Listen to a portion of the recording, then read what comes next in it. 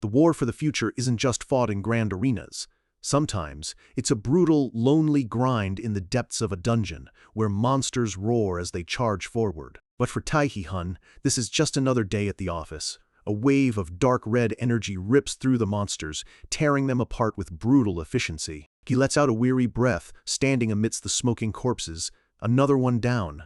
He looks towards the glowing dungeon exit. Another dungeon cleared, but it's still not enough. He's thinking about the chairman's offer, the Asian Exhibition Games.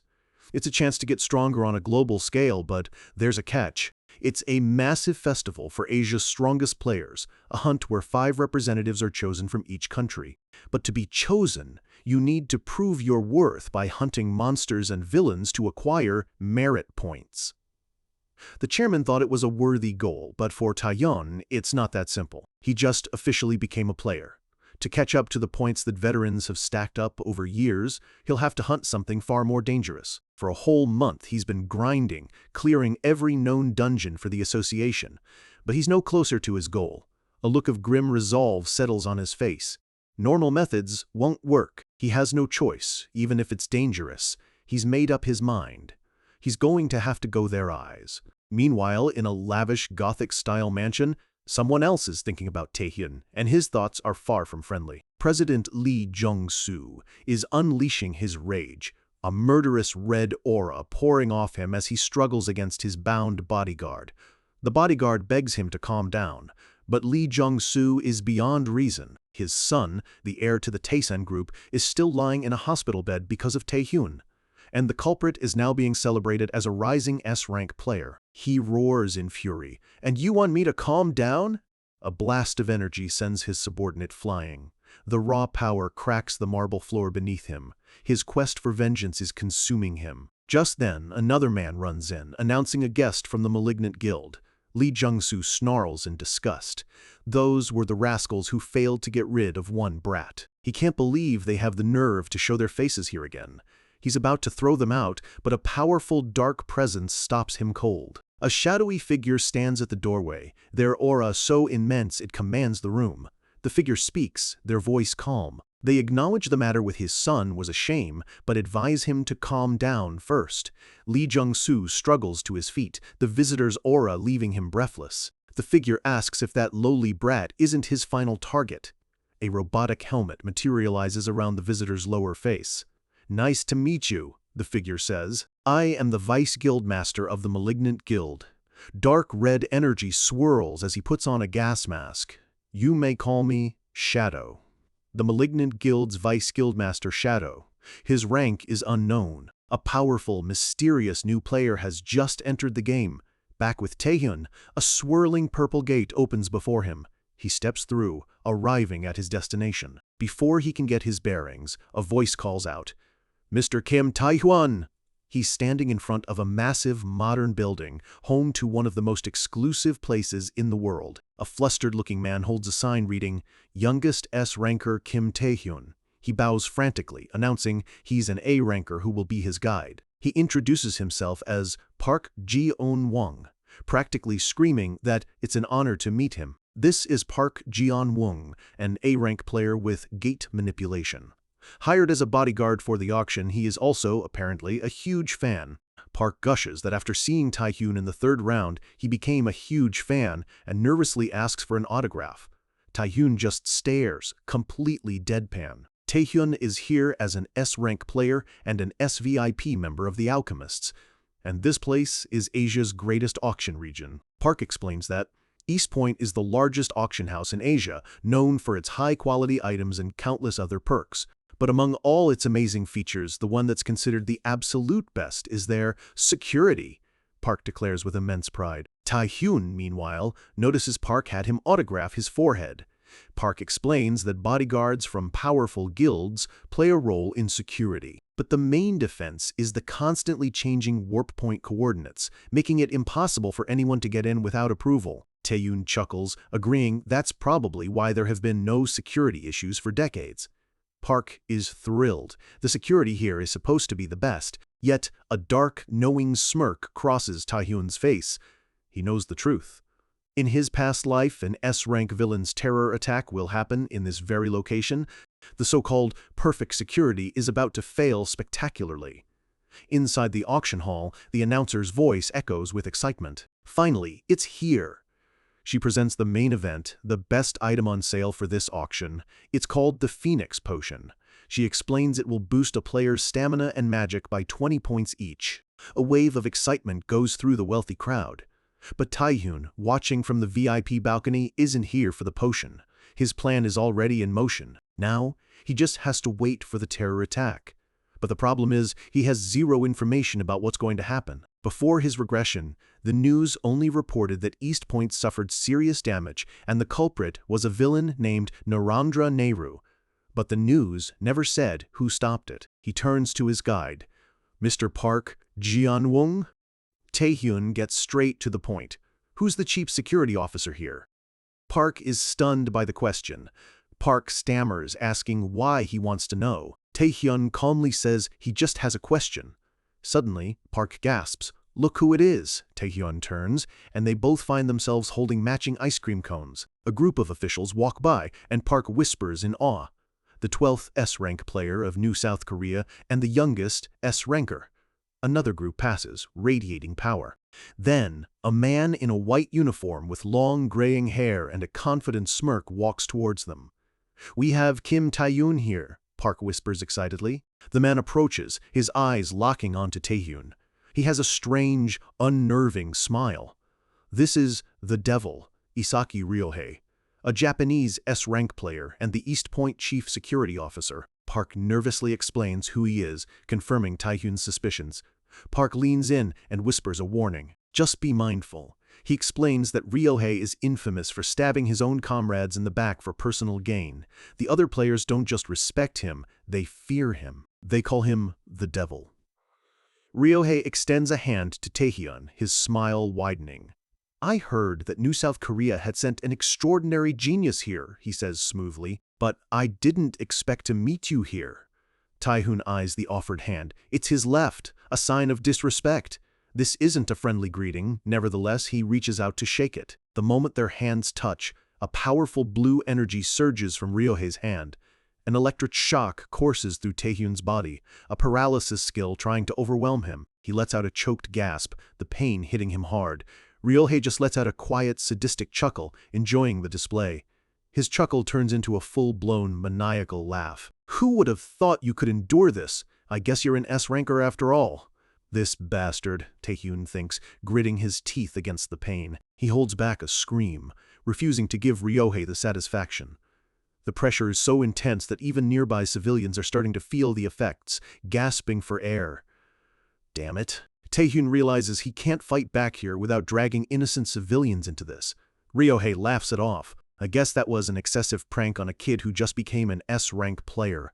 Taehyun is left breathless, sweat dripping down his face. He's been completely outplayed. However, Ryohei isn't done. He pulls Taehyun close, putting a hand on his shoulder in a mock-friendly gesture.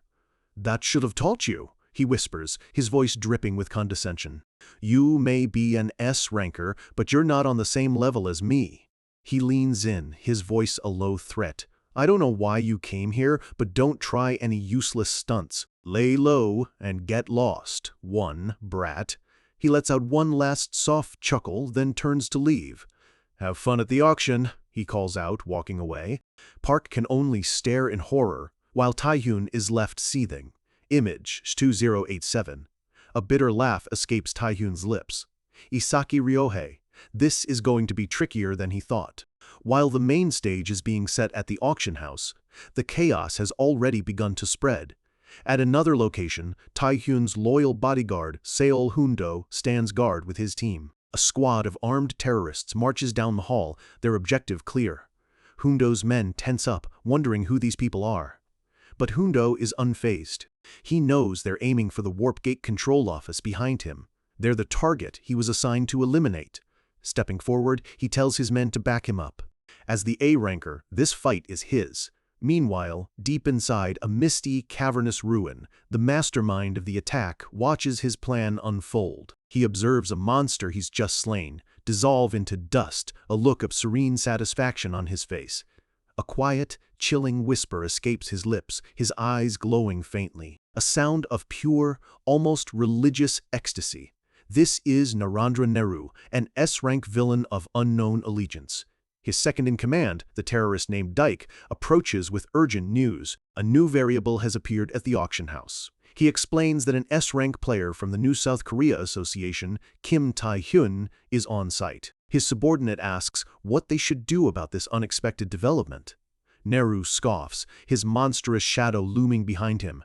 He dismisses Tae-hyun as nothing more than lowly trash. He turns to his followers, his voice booming with unshakable conviction. As long as I, Narendra Nehru, am here, no one can escape this divine revelation.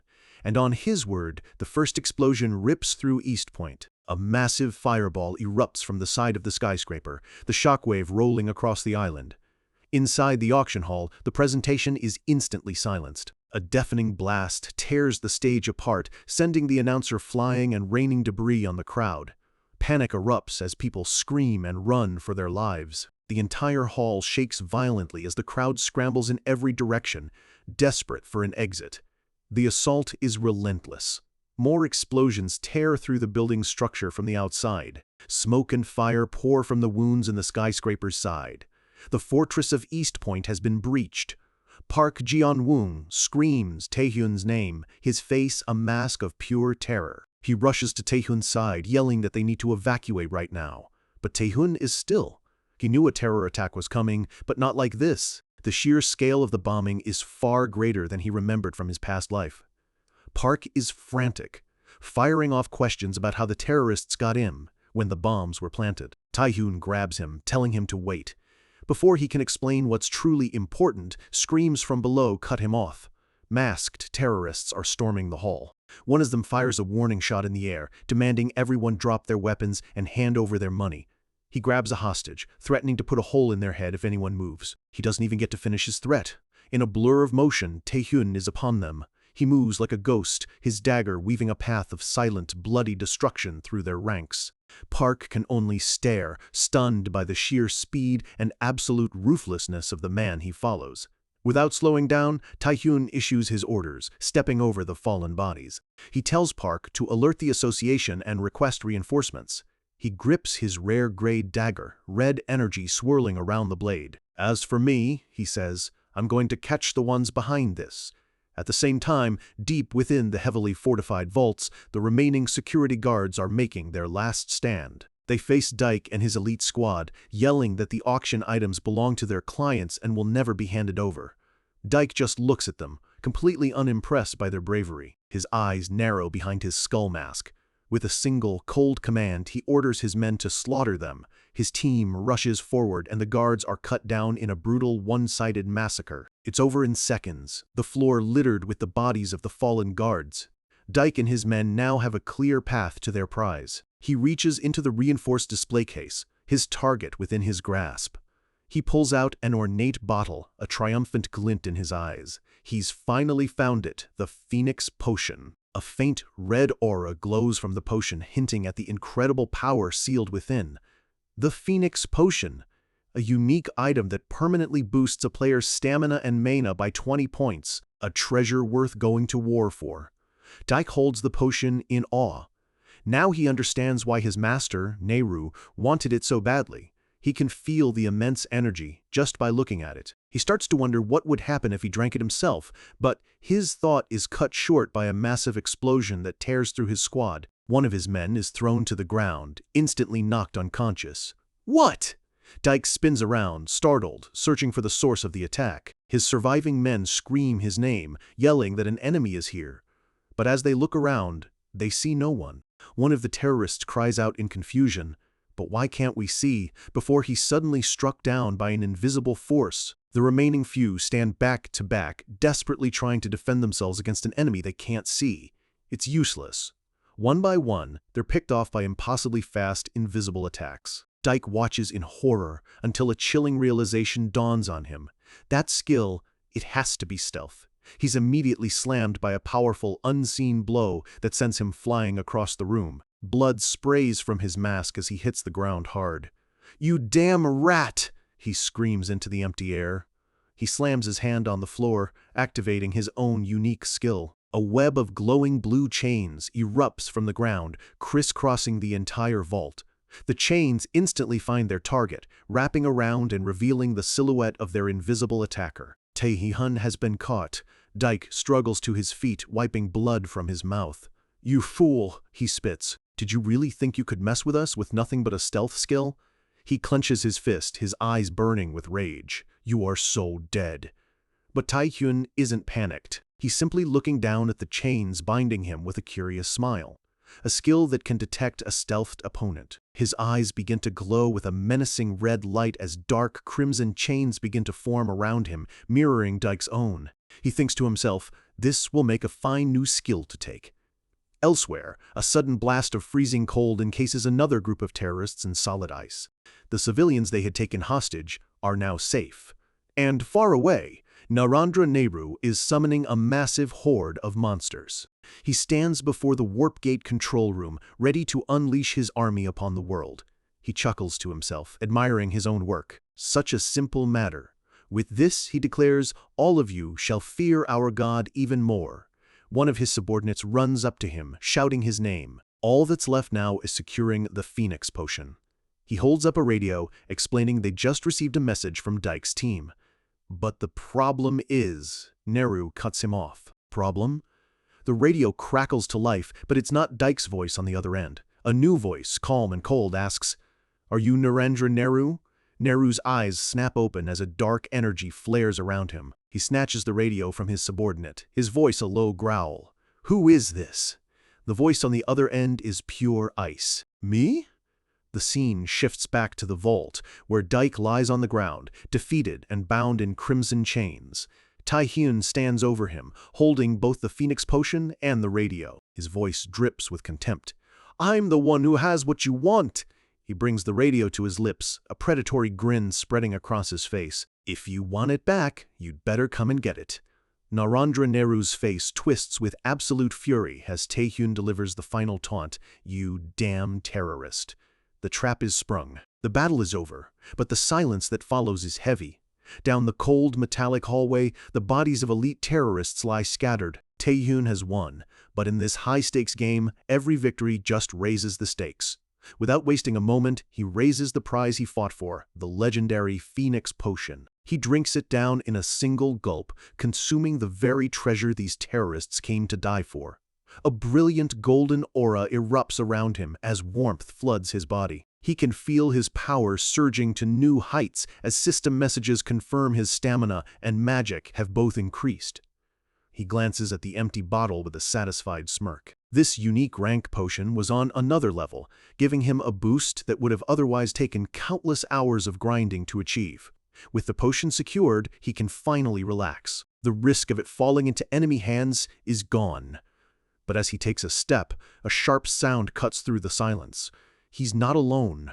Slow, heavy footsteps echo down the corridor. They're confident, the sound of someone who owns the ground they walk on.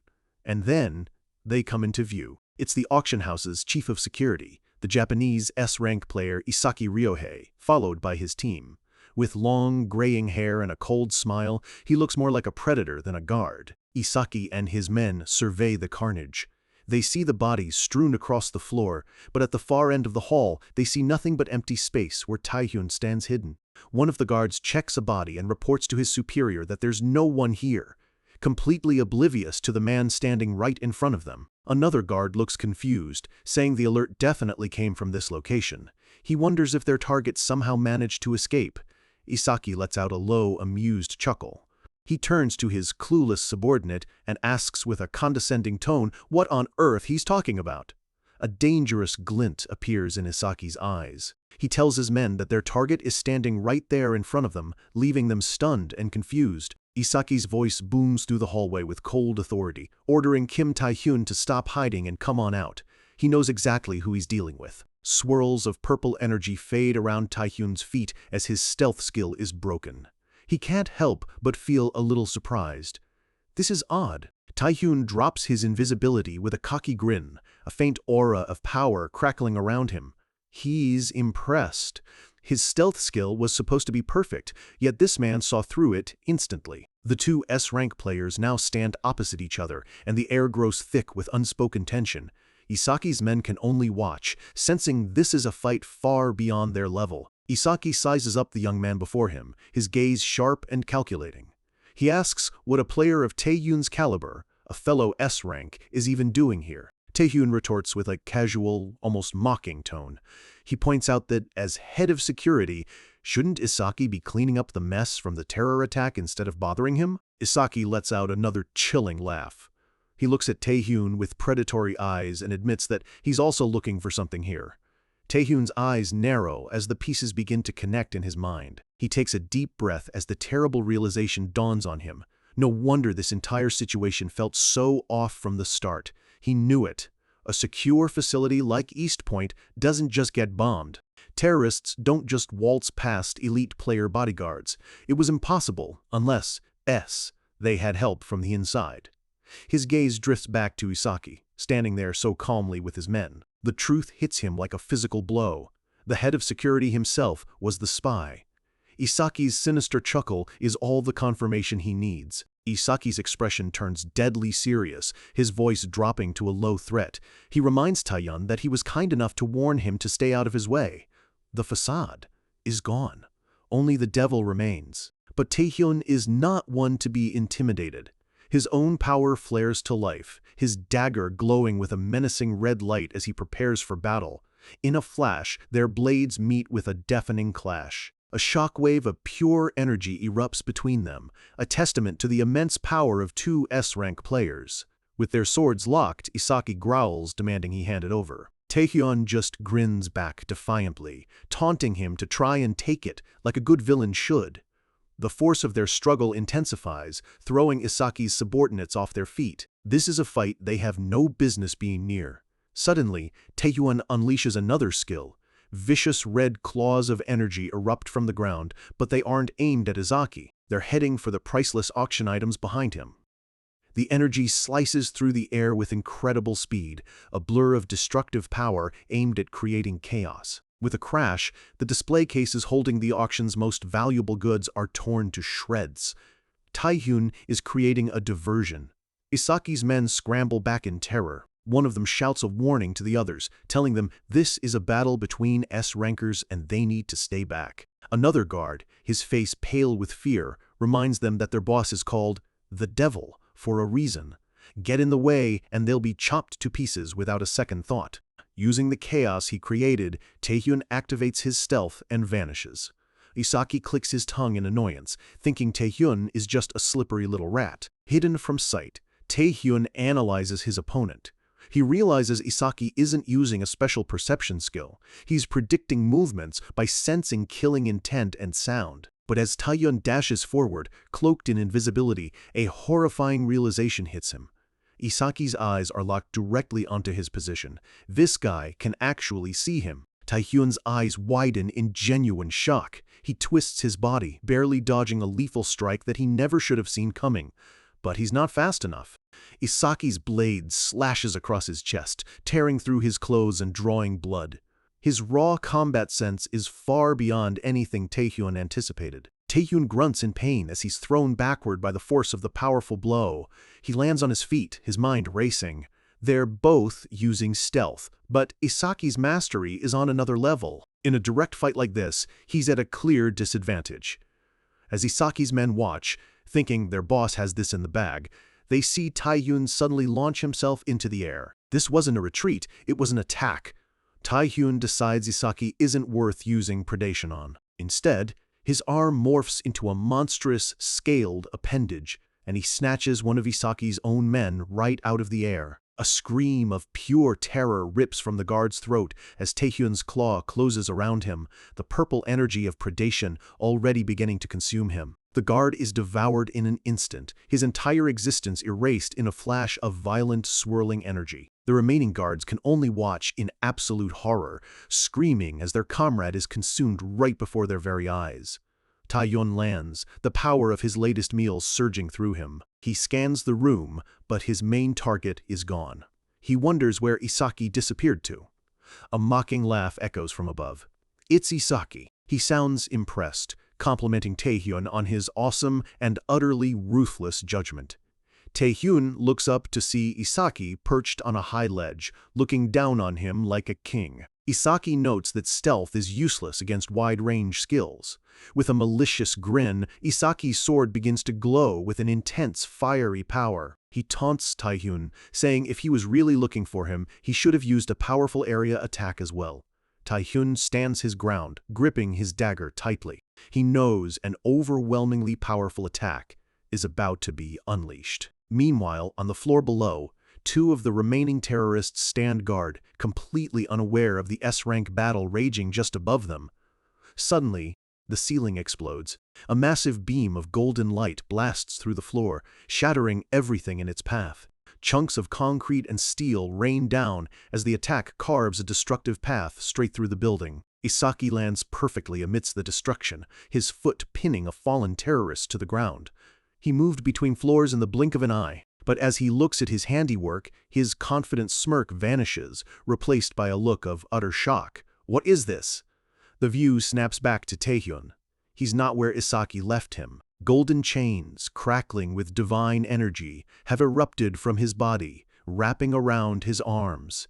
This is the skill he stole from the Night King, absolute domain. A cold, satisfied smile spreads across Taehyun's face. He looks down at where Isaki just landed and calls him a fool. Isaki's face contorts with rage as he finally understands. That massive attack wasn't meant to find Taehyun. It was a feint, a trick to lure him into the perfect position to be trapped. With a predatory grin, Taehyun unleashes his trap. The golden chains shoot out with impossible speed, flying straight for the stunned Isaki. Taehyun roars, asking where, he thinks he's running off to. The chains find their mark, wrapping around Isaki's limbs and binding him completely. Trapped and powerless, Isaki lets out a scream of pure, unadulterated fury. "You fucking little shit!" The divine chains tighten, crushing the S-rank devil in their grasp. In a brilliant move of strategy and deception, Taehyun has turned the tables, capturing the very man who thought he had him cornered. The dust settles, but the fight is far from over. The hunter has become the hunted, and the game has just changed completely. Taehyun stands before his captives. Isaki Ryohei, the devil of East Point, now kneels before him, bound by divine chains alongside his entire security team. The power dynamic has been shattered. The faces of Isaki's men are a mixture of shock and terror. These elite players, so confident just moments ago, are now completely at Taehyun's mercy. They are utterly powerless, their strength nullified. There's nothing they can do but kneel and await the judgment of the man who single-handedly brought them down. Isaki strains against his bonds, his face twisted with pure, unfiltered hatred. Even on his knees, his eyes burn with a defiance that promises murder. He snarls Taehyun's name like a curse. But Taehyun remains perfectly still, his expression cold and unimpressed as the S-ranker's rage washes over him. Taehyun lets out an almost disappointed sigh. He says he just doesn't understand why a powerful S-ranker would throw everything away for a bit of money. Isaki roars at him to shut up, screaming that if Taehyun had just stayed out of it, everything would have gone according to plan. Taehyun's response is swift and brutal. His foot connects solidly with Isaki's face, a sharp, punishing kick to remind him who's in charge. As Isaki stumbles back, Taehyun coldly calls him a chatty, low-life criminal. There is no respect here, only contempt for a traitor. One of the captured guards cries out for his boss, his voice trembling as he asks if he's okay, knowing there's nothing he can do to help. Taehyun gets straight to the point. He demands all the information Isaki has on the terrorist leader Narendra Nehru. This was the key to stopping the real threat. Isaki, recovering on the floor, begins to laugh weakly. He points out that by now, every country's player association must have received urgent calls for help. He thinks Taehyun is wasting his time. He taunts Taehyun, saying he must know it's all over for them once those reinforcements arrive. But his sinister chuckle suggests he knows something. He asks mockingly, "Reinforcements?" With a condescending smirk, Isaki calls him a clueless kid. Taehyun's expression shifts. What does he mean? The scene shifts, and we're suddenly in the bustling high-tech command center of the Korean Player Association. An alarm blares as personnel rush back and forth. The air is thick with panic and urgency. At the central command console, the association chairman watches the chaos unfold on screen, his face grim. The situation at East Point is spiraling out of control. Holographic displays show live feeds of the burning auction house, a stark image of their failure to protect it. The doors slide open, and a frantic man with a white beard rushes in. It's the alchemist's guildmaster, Seo Sangik, and he looks terrified, demanding to know where the reinforcements are. He grabs an official, his voice shaking with panic, as he asks what happened with the reinforcements for East Point. This is Seo Sangik, an S-ranker and the head of the Alchemists Guild, one of the 4 great guilds. He has a lot to lose here today. He cries that it's not just his guild's priceless items up for auction, but countless VIPs from the new Korean association are trapped inside. If they don't act now, the villains will win. The chairman turns to him, his voice steady despite the chaos. He tells Sangik to calm down, explaining that they formed a backup force as soon as they heard the news. He assures him that an elite group of players is ready to deploy at a moment's notice. But Seo Sangik isn't reassured. He demands to know why they haven't left yet. The chairman cuts him off, explaining that supplies are not the issue. With a heavy heart, the chairman delivers the devastating news. There's no way to get there. The words hang in the air, a stunning, unbelievable revelation. An aide explains the grim reality. The terrorists took control of the East Point warp gate, completely blocking all access. The island is isolated. Seo Sangik is horrified. The warp gates are blocked? Another official tries to sound hopeful, saying, "It will be okay." He argues that with 2 S-rank players on site, Kim Tae-hyun and Isaki Ryohei can surely handle 1 S-rank villain. The irony is crushing. They're counting on the traitor to save them. Someone else agrees, but the chairman knows the truth is far darker. He mutters, that would only be true if the opponent was a regular S-ranker. Just then, a new figure appears in the doorway, her presence immediately commanding the room's attention. It's Yoo Ah-hyung, the guildmaster of the Nightwalkers. Her arrival proves just how serious this incident has become. Back at East Point, Tae-hyun stands over the captured Isaki, the balance of power still firmly in his hands. Isaki's demeanor changes. A cruel, knowing smile spreads across his lips as he asks Tae-hyun if he knows about a skill called Contract with the Devil. Tae-hyun listens intently. Isaki explains that this is Neru's most vile skill, revealing the villain's trump card. He continues, explaining that by offering sacrifices, Neru can summon a monster, its power depending on the quality and quantity of the offering. Tae-hyun's face hardens. A sickening feeling grows in his stomach as he realizes what Isaki means by sacrifices. Isaki lets out a low, chilling laugh. He confirms Tae-hyun's worst fear. That's right. What else would the sacrifice be? At that exact moment, back in the association's command center, Yoo Ah-hyung provides the horrific answer to the stunned officials, humans. The chairman and Seo Sangik are speechless, their faces pale with dawning horror. The chairman can barely process the information. This has just escalated from a terror attack to a mass murder ritual. An aide spells it out. Narendra Nehru is a notorious terrorist, exceptionally skilled even among S-rankers, and he's holding several hundred people hostage. Seo Sangik does the horrifying math. If a man like that sacrifices hundreds of people, the monster he could summon, it can't be, he screams in denial, a close-up on Yoo Ah-hyung's cold, steady eyes. She knows the truth. Her voice is grim as she confirms their fears. Exactly! It'll cause a catastrophe!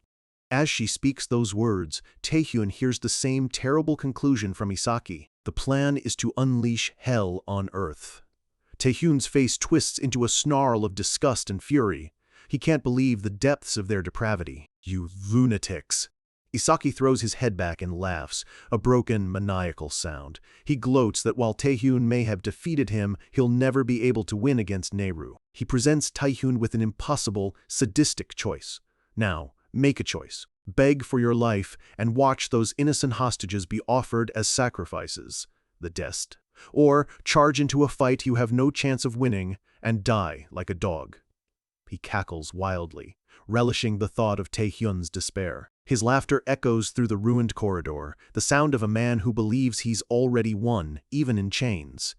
We cut to a wide shot of the East Point Tower against a blood-red sunset. The beauty of the scene is a stark contrast to the horror unfolding within.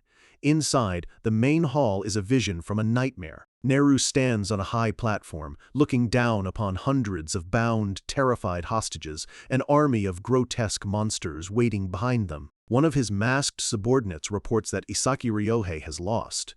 He continues, saying Taehyun's whereabouts are unknown, and he still has the Phoenix Potion. He asks for their next move. Neru lets out a low chuckle. He's not concerned.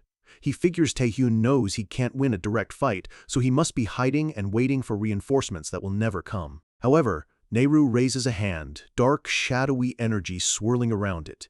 He has a way to deal with hiding rats. He unleashes the dark energy over the hostages. Screams erupt as the magic drains their life force, their bodies convulsing in agony.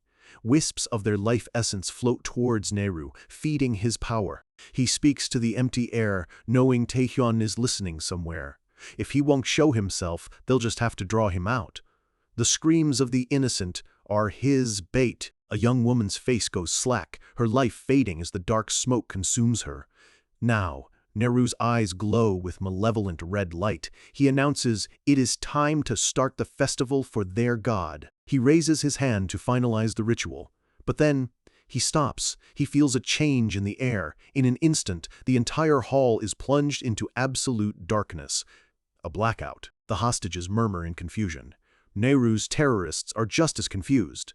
One shouts that the bomb went off ages ago, cursing as he realizes he can't see a thing. Neru's glowing red eyes pierce the darkness. He is not confused. He is furious. He realizes the sacrifices have vanished. The life force he was gathering is gone. This isn't a power outage. This is an attack. Before he can react, a flash of brilliant blue light cuts through the dark. Crackling chains of pure ice shoot out, wrapping around him. It's Lim Ah-hung's signature power. But that's not all. From another direction, divine golden chains erupt from the shadows, binding him further. Taehyun's absolute domain. The two rivals have combined their power. Neru's eyes widen in utter shock as he's caught in their trap. The tables have turned, the ambush is sprung, the trap is sprung. From one side, Lim Ah-hyung's chains of crackling blue ice shoot out, wrapping around the S-rank villain. And from the other, Taehyun's divine golden chains follow, binding Neru in a perfectly coordinated pincer attack. Neru's glowing red eyes widen in shock. He's been completely caught off guard, bound by two different forms of powerful magic. The combined force of the chains yanks him off his feet, pulling his body taut. For a second, it looks like it's all over. But with a guttural roar, Neru flexes, raw power surging through his body. He's an S-rank villain for a reason, and he won't go down this easily. Lim Ah-hyung grins, confident in her abilities. She shouts, "Gotcha!" believing their target is secured. But then, something stirs beneath Neru's turban. A grotesque, snake-like monster with a flaming head bursts out, its fangs bared. He had another monster hidden on him the entire time. Ah-hyung's confident expression vanishes, replaced with pure shock. This was a variable no one could have predicted. The hidden monster unleashes a torrent of fire, incinerating the ice chains and blasting away Taehyun's golden chains, freeing Neru in a fiery explosion. A massive fireball slams into the ground where Ah-hyung was standing, erupting in a huge blast of flame and smoke.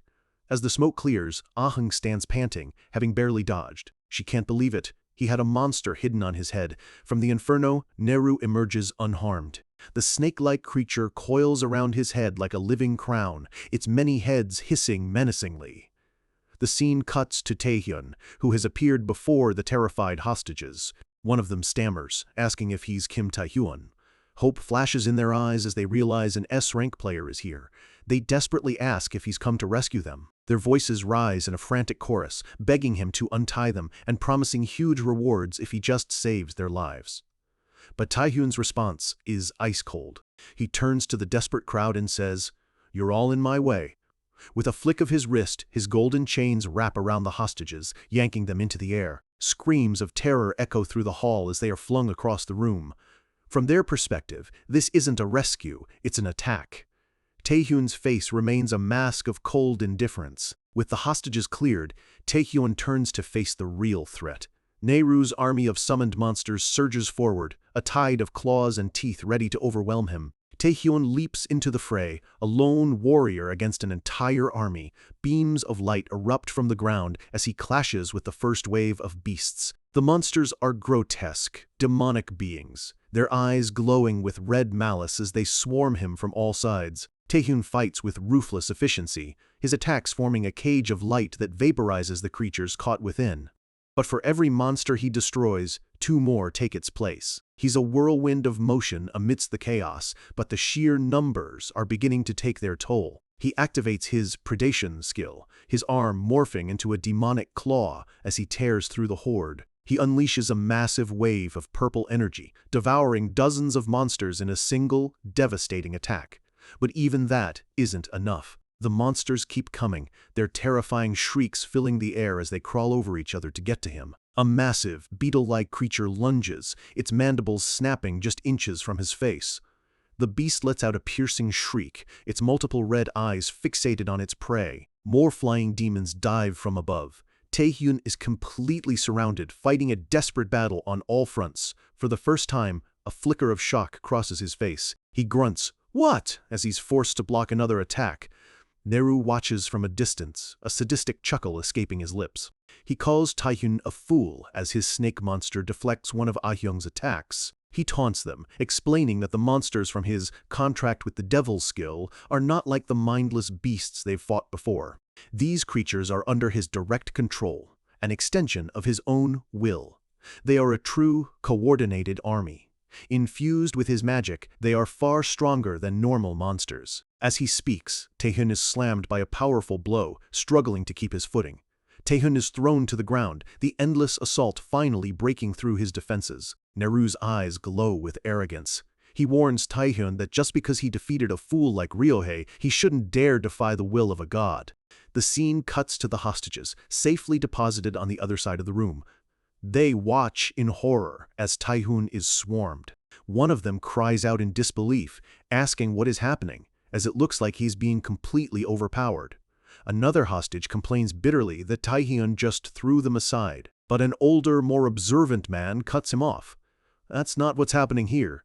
He tells the others to look carefully, to see what's really going on. He points out that because Taehyun drew all the monsters' attention, not a single one is looking their way. And despite being overwhelmed, Taehyun isn't trying to run. He's holding his ground, creating a wall with his own body to keep the monsters from reaching them. The complaining hostage looks on, his expression slowly changing from anger to dawning understanding. The older man's voice fills with emotion. He realizes that when Taehyun attacked them, he was actually evacuating them, throwing them to the safest part of the room. Tears begin to well up in his eyes as the weight of the realization hits him. He's certain of it now. Kim Taehyun, from the very start, he was thinking of nothing but saving us. While they cursed him, he was bleeding for them, fighting a hopeless battle to ensure their survival. The younger hostage is overcome with guilt and awe. With tears streaming down his face, he screams at the top of his lungs, "Cheer up, Kim Taehyun. Don't give up. We believe in you." Lim Ah-hyung meanwhile does her part, her ice chains binding another group of monsters. The creatures shriek and struggle, but her magic holds them fast, buying Taehyun precious seconds. Taehyun uses the opening to launch himself into the air, dodging another attack, but the cheering is getting to him. Gritting his teeth, covered in blood and dirt, he screams in pure frustration, "Seriously, shut the hell up!" The hostages fall silent, completely bewildered by his angry outburst. Even Neru is taken aback, confused by this strange turn of events. Taehyun rants to himself, complaining that the hostages are in his way, the monsters are endless, and he can't take this stupid situation anymore. The hostages look on, their faces a mix of fear and confusion. What is wrong with their savior? Neru lets out a deep, booming laugh, thinking Taehyun is finally giving up. But Taehyun isn't giving up. He's giving an order. He screams, "So please end this quickly, Player Park Jeon-woong." Lim Ah-hyung's eyes widen. A name she doesn't recognize. Who is he talking to? At the far end of the hall, standing near the massive, sealed warp gates, a new figure appears. One of the hostages wonders who this new guy is, and when he even got there. It's Park Jeon-woong, and a brilliant blue energy is gathering in his hands. Jeon-woong yells back, "I'm sorry for making you wait so long, Taehyun. Here it goes." The scene flashes back. We see the defeated Isaki, bound and unconscious. Taehyun had found another survivor amidst the wreckage, a terrified, shivering man named Park Jeon-woong. Jeon-woong can't believe it. He realizes that the entire security team was in league with the terrorists. Taehyun walks towards him, confirming his fears but brushing it aside as unimportant right now. He explains the situation. The warp gate control room is probably swarming with monsters. Fighting the villains themselves wouldn't be a huge problem for him, but there's no way the monsters would just stand by and the hostages would get killed in the crossfire. Jeon-woong asks what they should do. Taehyun looks him dead in the eye and says, "That's why I need your skill. Gate manipulation." Jeon-woong is stunned. "Me?" he stammers. He panics, saying that while he wants to help, connecting the gate to the association is impossible without knowing the exact warp point. Taehyun's voice cuts through the darkness. That doesn't matter. A cold, brilliant smirk spreads across his face. "Because I'm only after one thing. Sending out the monsters." He doesn't need to bring anyone in. He's going to throw the entire problem out. Back in the present, Jeon-woong unleashes his power. The dormant warp gates behind the monster army blaze to life with crackling blue energy. The energy intensifies, swirling into a massive, unstable vortex. A powerful suction force erupts from the gate. The monsters, caught by surprise, are pulled off their feet, shrieking as they're dragged towards the portal. Nehru's snake monster is ripped from his head, vanishing into the swirling abyss. What on earth? Nehru himself is barely holding on, his face a mask of disbelief as he watches his entire army being vacuumed away. What on earth is going on? The vortex grows, a chaotic swirl of blue energy and flailing monsters. Taehyun's plan has worked. He has turned Nehru's greatest weapon into a one-way ticket to oblivion. Park Jeon-woong stares at the empty hall, his body trembling. He remembers thinking the plan was completely absurd. But the proof is right in front of him. Who would have thought Taehyun could actually make it work? The man is a strategic genius. Jeon-woong shouts in triumph that only Nehru and the villains are left. But Taehyun, exhausted and bleeding, cuts him off. "Park Jeon-woong, your role here is over. Take the hostages and leave right now." Jeon-woong is stunned into silence. He starts to protest, but Taehyun's voice is firm. No, he explains that his opponent is an S-ranker, just like him. From this point on, he plants his foot firmly on the ground, preparing himself for the real fight. "In this fight, I can't protect anyone. The stakes are too high. This is a battle only he can fight." Across the hall, Nehru roars his name, his face twisted in pure rage. "Kim Taehyun!" Taehyun turns, a bloody but defiant smirk on his face. With a chilling calm, he responds, "Yeah, what is it? You called me."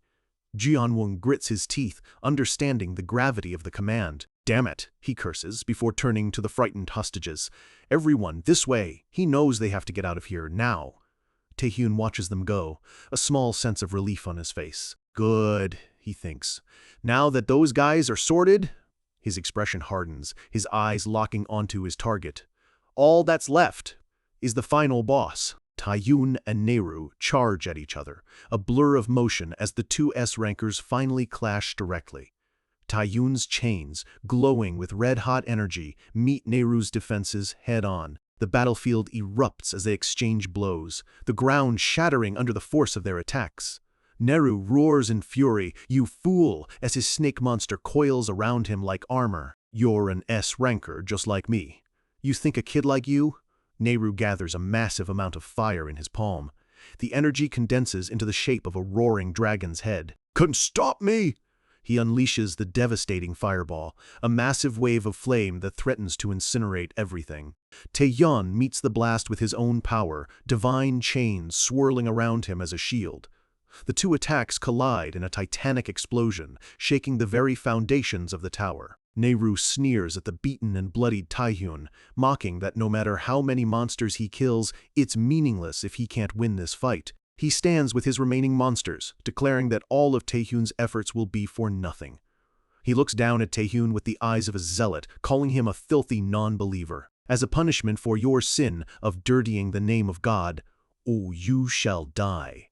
His voice is filled with absolute conviction. His monsters lunge forward, ready to carry out their master's judgment. But Taehyun just chuckles weakly from the ground. The hell is he yapping about? He gets to his feet and calls out a different name, Opid Uro. A wicked smile spreads across Taehyun's face. You'll be the one to die here. Neru's face freezes, shocked that this kid knows his true name. Taehyun unleashes his true power. A violent, swirling vortex of red energy erupts from his body, consuming everything around him. The chaotic storm of consumption tears Neru's remaining monsters to shreds. Neru is stunned. He can't believe the sheer amount of power this kid is releasing. That kid, he thinks, his eyes wide with shock. Was he hiding all this power the whole time? Taehyun just smirks, his eye glowing with a faint red light. He has him right where he wants him. But then, Neru throws his head back and lets out a wild, maniacal laugh. He shouts that he'll acknowledge Taehyun as the highest quality sacrifice. But you weren't the only one hiding your powers. Taehyun's confident expression falters. What does he mean? Suddenly, Taehyun coughs, a sharp pain shooting through him. He looks down and sees the red energy of his predation skill being drawn away from him, swirling towards the last remaining terrorists. They scream in agony as dark magic consumes them. My body. Their life force is being forcibly ripped from them, a sacrifice for their master's final ritual. Taehyun stares in horror, completely confused. What the hell? Neru raises his arms, the blood of his followers pooling at his feet. He declares that all of the sacrifices have been offered. Oh, my lord, bring forth thy divine punishment upon the pagans. Taehyun's eyes widen in terror. He can feel an immense, terrifying power gathering, something far beyond anything he's faced before. From the pool of blood, a monstrous shape begins to form, a skeletal creature of pure nightmare wreathed in sickening green energy. A massive dragon head emerges, its jaw unhinging in a silent roar. Neru has summoned his trump card, an S-rank monster, the Bone Dragon. Miles away, the escaping hostages see a massive explosion of green light from the top of the tower. The blast rips through the building, a signal that the fight has entered its final, most destructive phase. As Jeon-won leads them to safety, they run into another group of terrorists. They brace for a fight, but there are still so many of them. The terrorists themselves are confused, wondering how these people escaped from the floor above. One raises his weapon, but he's cut off by a piercing scream as the dark, sacrificial magic finds new targets. The hostages cry out as they too are caught in the spell, a man screaming that there's something wrong with his body. Jeon-won looks down at his hands in confusion. What's happening now? Suddenly, he and all the other hostages are lifted into the air, pulled by an invisible force. They're being dragged back towards the tower, back towards the fight. It's the Bone Dragon. It has emerged completely, and its first act is to reclaim the sacrifices. It hovers in the sky, a terrifying silhouette against the dark clouds, holding the hostages in a telekinetic grip. Jeon-won screams as he plummets through the shattered roof of the tower. Neru laughs triumphantly, his plan having reached its glorious climax. As always, the dragon is the strongest of all. Taehyun, watching from below, curses. He can't let this happen. His chains shoot out, latching onto a piece of rubble. He uses them to pull himself upwards, his body a blur of motion. The chains are his only lifeline in this crumbling arena. He lands hard on the broken floor, the battle taking a visible toll. He stumbles, his body screaming in protest. He falls to his knees, panting for breath. He looks up at the colossal beast, sweat and blood dripping down his face. Where did that monster come from? A cold dread fills him. His eyes, usually so confident, now show a flicker of genuine fear. The Bone Dragon turns its gaze upon him, its eyes glowing with malevolent green light. For a moment, Taehyun is frozen, staring death in the face. The dragon unleashes a massive breath attack, a torrent of corrosive energy that floods the entire floor. The blast rips through the battlefield, vaporizing everything in its path. Taehyun is caught in the wave, his body thrown back like a rag doll. One of the captured terrorists screams in delight, "Die, Kim Taehyun!" But Taehyun roars back in defiance. He summons the last of his strength, his predation skill flaring to life. This meatless fucking skeleton. He unleashes a massive wave of red energy, meeting the dragon's breath head-on. The two cataclysmic forces collide. The resulting explosion is blinding, a swirling vortex of green and red that engulfs the entire top of the tower. Taehyun is at the epicenter, consumed by the blast. It seems impossible for anyone to survive. A mushroom cloud of green energy rises into the night sky, a monument to the dragon's overwhelming power. The smoke begins to clear, revealing the shattered remnants of the auction hall. The bone dragon stands triumphant, its rider perched on its back surveying the destruction. Neru looks down, a hint of genuine shock on his face. This is shocking. Standing amidst the ruins, wreathed in green flame, is Taehyun. He's alive. Neru admits he didn't expect him to survive that attack. But Taehyun is doing more than surviving. His divine chains erupt from his body, glowing with a sinister red energy and piercing his own flesh. He pants heavily, his body at its absolute limit. But a terrifying new power is awakening within him. He's about to bet everything on one final desperate move. Taehyun can't believe it. He barely blocked that attack, even at full power. The gap between them feels like a chasm. But even as he struggles, his strategic mind is working. Well, Neru is also analyzing the situation. He knows summoning that dragon must have come at a cost. Taehyun can see the strain on Neru's body. He must be close to his limits. Taehyun thinks that if he can just stall for a bit longer, he might have a chance. But a low chuckle from Neru shatters his hope. Neru looks down on him, his voice dripping with condescension. "Filthy non-believer, I can see right through you." He lays out Taehyun's thinking perfectly. A head-on fight didn't work, so now he's just trying to stall for time. Taehyun's eyes widened. Neru's reasoning is spot on, but Neru roars with righteous fury. "You better know your petty tricks won't work on me." The bone dragon rears back, gathering another devastating blast, this time aimed directly at the recaptured hostages. "What?" Taehyun shouts in alarm. Neru is ending the game now. The hostages, trapped in the windows of the crumbling tower, can only watch in terror. Their faces are pale with fear, knowing they are completely helpless. The dragon bears down on them, a skeletal angel of death ready to claim their souls. But just as it's about to strike, dozens of green energy spikes shoot from its body, neutralizing its own attack. At that exact moment, back in the city, the Player Association's emergency warp gate finally activates. An operator shouts that the emergency gate connection is complete. The coordinates are locked on East Point. A swirling blue portal opens, and standing before it is Park Sungjin and his elite reinforcement squad. An official warns him that it's too dangerous, but he dismisses her concerns with a simple word: nonsense. He thinks to himself, if it's dangerous for him, then how much danger must that kid Kim Taehyun be in right now? A tear runs down the operator's face, moved by his bravery. With determination in their eyes, the squad prepares to enter the portal. Park Sungjin roars, "Let's go eliminate those terrorists and rescue our comrades." They charge into the gate, a wave of blue light and hope. But the moment they arrive at East Point, they're hit by a massive, invisible shockwave from the S-Rank battle. They're all knocked unconscious instantly, their bodies littering the ground. Hope has been extinguished in less than a second. Park Ji-woom stares in utter despair. He can't believe it. He turns his gaze back to Taehyun, who is engulfed in a maelstrom of red energy, still desperately fighting. He screams Taehyun's name, his voice cracking with desperation. Pushed by the sheer despair of the situation, Taehyun unleashes another roar, his power flaring violently. The dragon unleashes another blast, and the two forces meet in a blinding collision of red and green. The dragon seems almost amused. As expected, this is your choice. Neru roars from atop the dragon's back. In that case, burn to ashes here and now. Ji-woom can only watch in horror, screaming Taehyun's name. He shouts for him not to worry about them, because it's all over if he dies anyway. So please!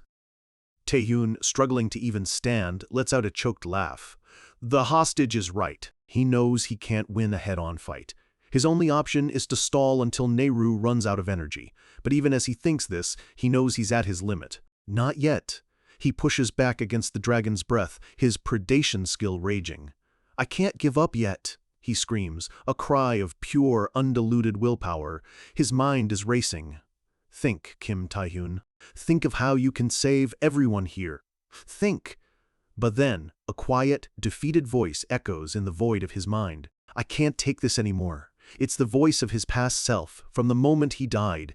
He remembers that moment of absolute despair, helpless as the world ended around him. And just as that memory surfaces, a jolt runs through him. A strange energy flows into him, warm and familiar. Ji-on-woom looks on, confused by the sudden change. Taehyun thinks to himself, that voice just now, a system message appears. Predation's rank is temporarily being readjusted. The red energy around him intensifies violently. His rank increases to A. His powers have surpassed his limits. His body can no longer handle the skill. What is going on? He grunts as his skill icon begins to rapidly evolve. Predation S. Predation SS. He coughs up blood, the power tearing his body apart. Neru and the Bone Dragon watch, confused by this sudden self-destructive power-up. That's Predation SSS, the ultimate level. The red energy coalesces with a terrifying, all-consuming presence. New messages appear. Predation is unable to deactivate. The skill has gone berserk. Taehyun screams in agony as his own power begins to destroy him from the inside out. In his mind, he sees the glowing figure of the king. He realizes with dawning horror, that voice, the king gave me his powers, didn't he? His body begins to crack and disintegrate. This is ridiculous. This is my death? I'm dying so pointlessly? After all that it took me to get here, no matter what happens, I can't die like this. With a final roar of defiance, his body swells with raw, untamed power. This, he points a finger at Neru, his body cracking like stone, but his eyes burning with an unholy light. The power surges wrapping around his arm, and then he falls limp, his consciousness gone. Neru is stunned. He realizes Taehyun forced his skill to go berserk, but he can't comprehend the ridiculous amount of energy now pouring out of the unconscious boy. What's even harder to understand is that Taehyun has already fainted from the load of his own skill. So why hasn't the skill halted? Neru's confusion turns to rage. How dare a lowly non-believer? He roars. If you're planning on opposing God to your very end, what? Then I'll end your life with my own hands. The Bone Dragon gathers its power for a final, decisive strike. Its claws glow with lethal energy as it dives.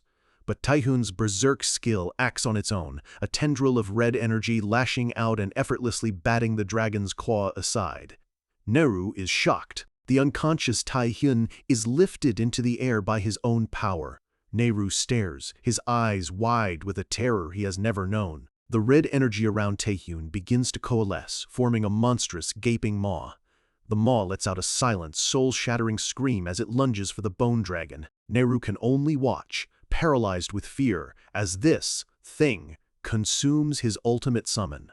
From the center of the swirling red chaos, Taehyun's body emerges, but it's not him anymore. He speaks, but the voice is ancient and cold. God, you say? What a joke. His hair has turned crimson, his eyes glow with a predator's light, and his body is covered in black markings. Neru stares, his mind unable to process what he's seeing. He stammers, "You." The entity possessing Taehyun asks a simple, terrifying question. "Who are you?" Neru can barely speak. He asks if this is still Kim Taehyun, wondering how he possesses such immense power. The entity's response is absolute and dismissive. That is of no damn concern to an insect. A tendril of red energy wraps around its hand. After all, you're already dead. Neru's eyes widen. What? In an instant, the red energy lashes out, completely enveloping him. Taehyun's body, or what was once his body, floats effortlessly as the last vestiges of Neru are consumed. The Devour skill has done its work. The S-rank villain is gone. A system message appears in the void. New skill. Demonic contract has been registered. Taehyun has not only won, he has stolen the power of the very god his enemy worshipped. Taehyun has pushed his power too far. Now, in the darkness of his own mind, that power has come to collect its due. He finds himself in an empty void, completely disoriented. He wonders where he is, his last memory being the desperate, losing battle against the terrorist Opid Oro. Before he can process the situation, crimson chains of pure energy shoot out from the darkness, heading straight for him. The chains wrap around him in an instant, binding him completely. The familiar sizzle of his power now feels hostile, alien, and overwhelming. He's completely stunned, a sense of dread washing over him as he realizes what's happening. His body begins to petrify, a paralytic effect spreading through his limbs as he's slammed into an unseen floor. He recognizes these abilities with dawning horror: stone, skin, and paralysis. These are skills that he himself stole from his enemies. He can't understand what's happening. His own arsenal, the very source of his strength, is being used to crush him. A torrent of dark, chaotic energy erupts from below, slamming into him with overwhelming force. He screams in agony, completely helpless. The pain is immense, but the confusion is worse. He desperately questions why his own skills are turning on him. A chilling, mocking laugh echoes through the void. A voice, ancient and terrifying, speaks to him. "My skills?" It sneers. Taehyun is frozen, not just by the paralysis, but by the sheer weight of that voice. The entity poses a simple, world-shattering question. "Since when," it asks, "were they ever your power?" The words hit Taehyun harder than any physical blow. The entity begins to explain a horrifying truth, a price he never knew he had to pay. It tells him that predation isn't a one-way street. If you devour something, you have to give something back in return. And the price is being collected now. As the nightmare intensifies, an image flashes in his mind: crimson hair and glowing red eyes filled with cold fury. It's the face of the monster that's been sleeping inside him, the one that took over on the battlefield. And just like that, with a violent jolt, the nightmare ends. Taehyun snaps awake, shooting up in a bed, gasping for air. He's drenched in a cold sweat, his heart pounding in his chest. He's completely disoriented, his mind struggling to separate the horrific vision from reality. He wonders if it was all just a dream. He looks down at his hands, his body still trembling, trying to get his bearings in the quiet, sunlit room. He realizes that he's completely fine. No injuries. Even his right arm, which had collapsed from overusing his power, feels perfectly normal. A casual voice cuts through his confusion, asking if he's finally awake. Taehyun looks up to see a man with long, light blue hair and sunglasses walking in. He recognizes him as player Park Sung-jin. The man is casually munching on a pastry and offers one to Taehyun, a strange gesture given the circumstances. On the table is a spread of street food, creating a bizarrely normal scene after the chaos he just experienced. Park Sung-jin explains that this is a safe house prepared by the Player Association and the Alchemists in response to the massive terrorist incident. He confirms that thanks to Taehyun's actions, the traitor Isaki Hui was captured, and despite the scale of the attack, a lot of people survived. Sung-jin continues, telling Taehyun that many people were worried about him and have been visiting while he was unconscious. His family, and even the president of the association himself, had all been there to see him. Sung-jin describes the scene with a light-hearted tone, mentioning how everyone was in tears and that it was quite an emotional sight. He explains that the medical results showed no problems with Taehyun's health, and he just stayed behind to keep nuisances like reporters away. Taehyun sits in silence, his mind elsewhere. He's not focused on his recovery. He's focused on the blank spot in his memory. He clearly remembers losing consciousness while fighting Uro. He needs to know what exactly happened on that island after he blacked out. Park Sung-jin seems to read his mind, noting that Taehyun must be wondering about the same thing. We flash back to the battlefield and see what Sung-jin saw: a figure with crimson hair standing amidst the rubble. It was Taehyun's body, but it wasn't Taehyun. The association chairman, who was also there, is on the ground, terrified. He screams out, demanding to know what this entity has done to Taehyun.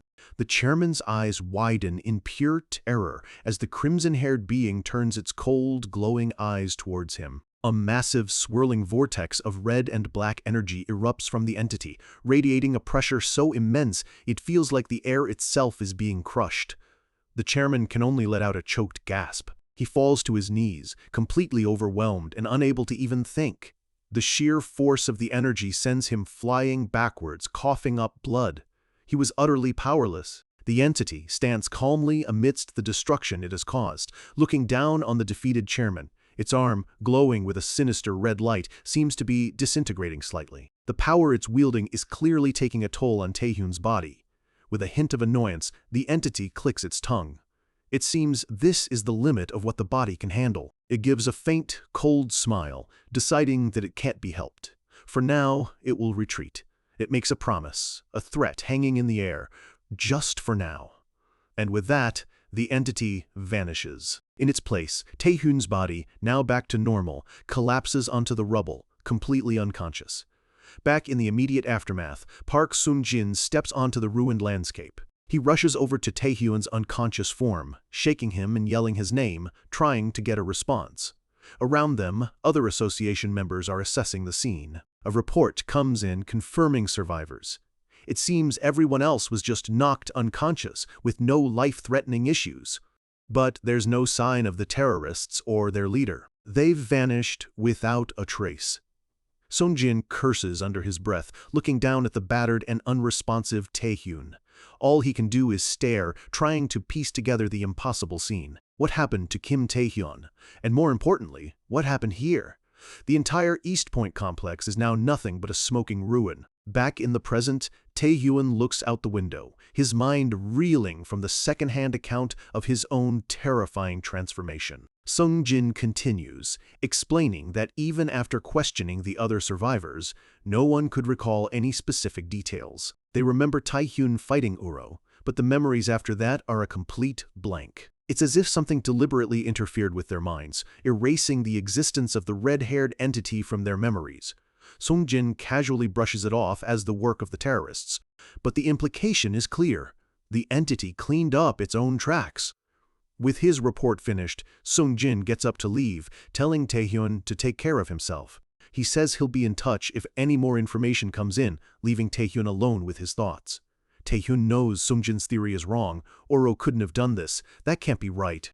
He remembers vividly that his arm collapsed from overusing his consumption skill. The power was his, but the backlash was real. He theorizes that maybe Oro was also affected by his skill. As he opens his status window to check, he sees something that makes his blood run cold. A new skill, a pact with the Devil Bee, can open a gate to the abyss. He's utterly shocked. He has inherited the very power he was fighting against. Opening a gate, that was the skill Oro used to summon his army. He checks the details and sees he doesn't have enough mana to use it yet. Just then, Sung-jin pokes his head back through the door. He smiles, saying that there's one more visitor. Taehyun looks up from his status window, completely caught off guard. Shh, 3I3W7E. Sung-jin steps aside, and into the room walks a familiar figure with long blue hair, carrying a fruit basket.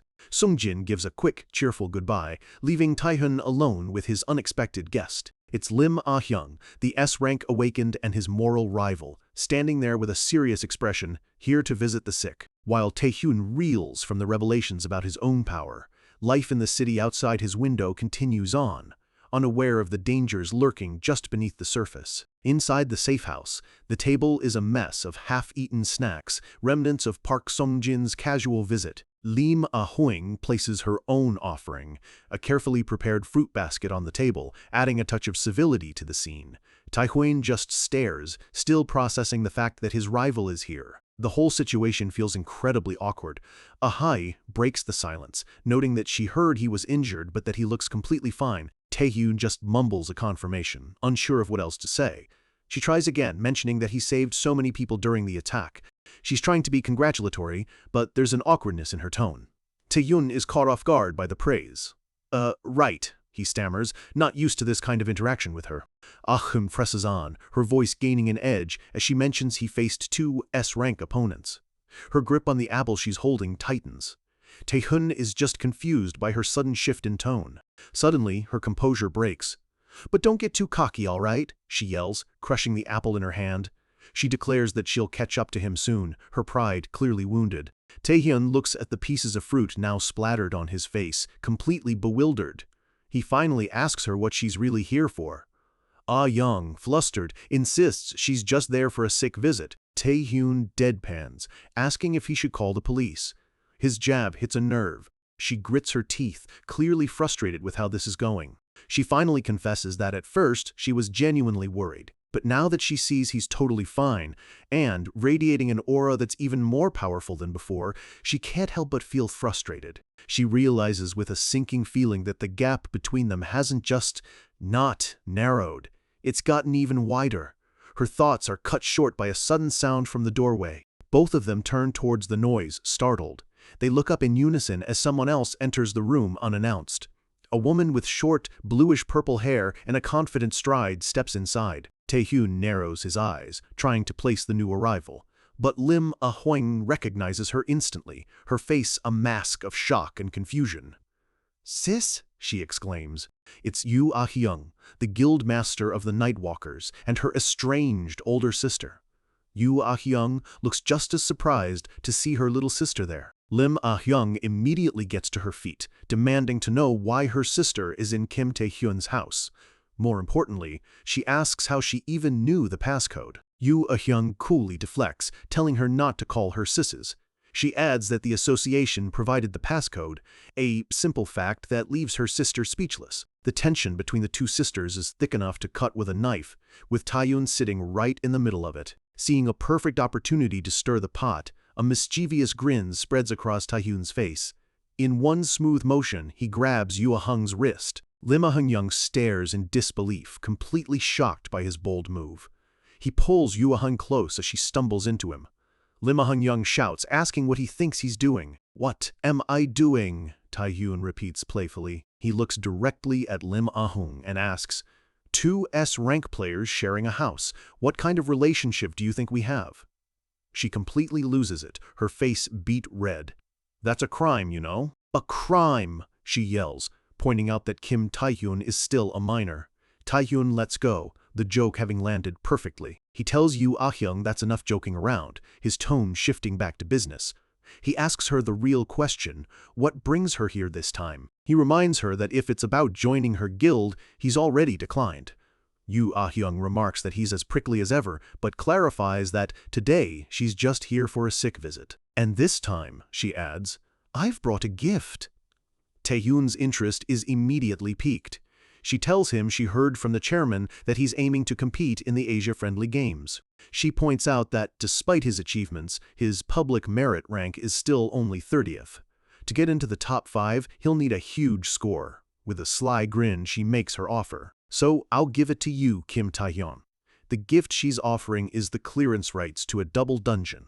A silhouette of a massive fiery gate flashes in their minds. The Temple of Fire. Meanwhile, across the dark waters, a boat approaches the ruined island of East Point. On board, a group of masked figures survey the damage. One asks if that was where East Point was. The leader, a man in a high-tech mask, confirms it with a simple yes.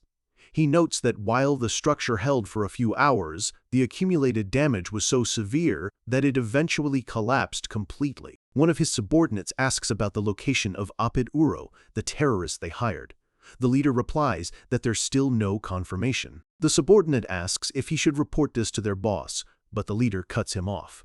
"No," he says, "there's no need." He explains that they've already achieved their purpose. After all, Apid Uro was just a hired gun, completely disposable, his eyes glowing with a sinister purple light behind the mask, narrow. However, suddenly, a massive naval vessel emerges from the darkness, its searchlights pinning their small boat. A voice booms out. "Listen up! You are surrounded." They're being warned that this area is restricted to investigative personnel only. The crew of the warship stands ready on the deck. An officer with a megaphone shouts at them to drop their weapons and surrender immediately. But the masked leader just scoffs. A wave of invisible pressure erupts from him. The entire warship is lifted out of the water, its crew sent flying as gravity itself seems to bend to his will. The soldiers fall helplessly into the churning sea. With a thunderous crash, the massive vessel is flipped upside down and plunged into the depths, silenced in an instant. The masked man stands on his boat, completely unfazed by the display of overwhelming power. He thinks to himself that this Kim Taehyun is a rather intriguing person. A new, far more dangerous player has just entered the game. A sphere of immense dark energy forms above his boat, a clear sign of the terrifying power he commands. Sometime later, we see the impressive modern complex that serves as the Nightwalker Guild headquarters. Inside, a massive crowd of guild members is cheering wildly. They're ecstatic. Player Kim Taehyun, the hero of East Point, is participating in their next raid. His name echoes through the hall. Taehyun and Yue-young stand on a platform overlooking the cheering crowd. She explains the catch. Even though she's giving him the raid rights, item distribution and team composition will be decided by her guild. Taehyun simply replies, "Well, that's," he finishes his thought internally, a confident smirk on his lips. He'd wondered what kind of gift it could be, but never expected the rights to the Temple of Fire. The Temple of Fire is the country's second-ever double dungeon. The last time the Nightwalkers attempted to raid it, they were almost wiped out.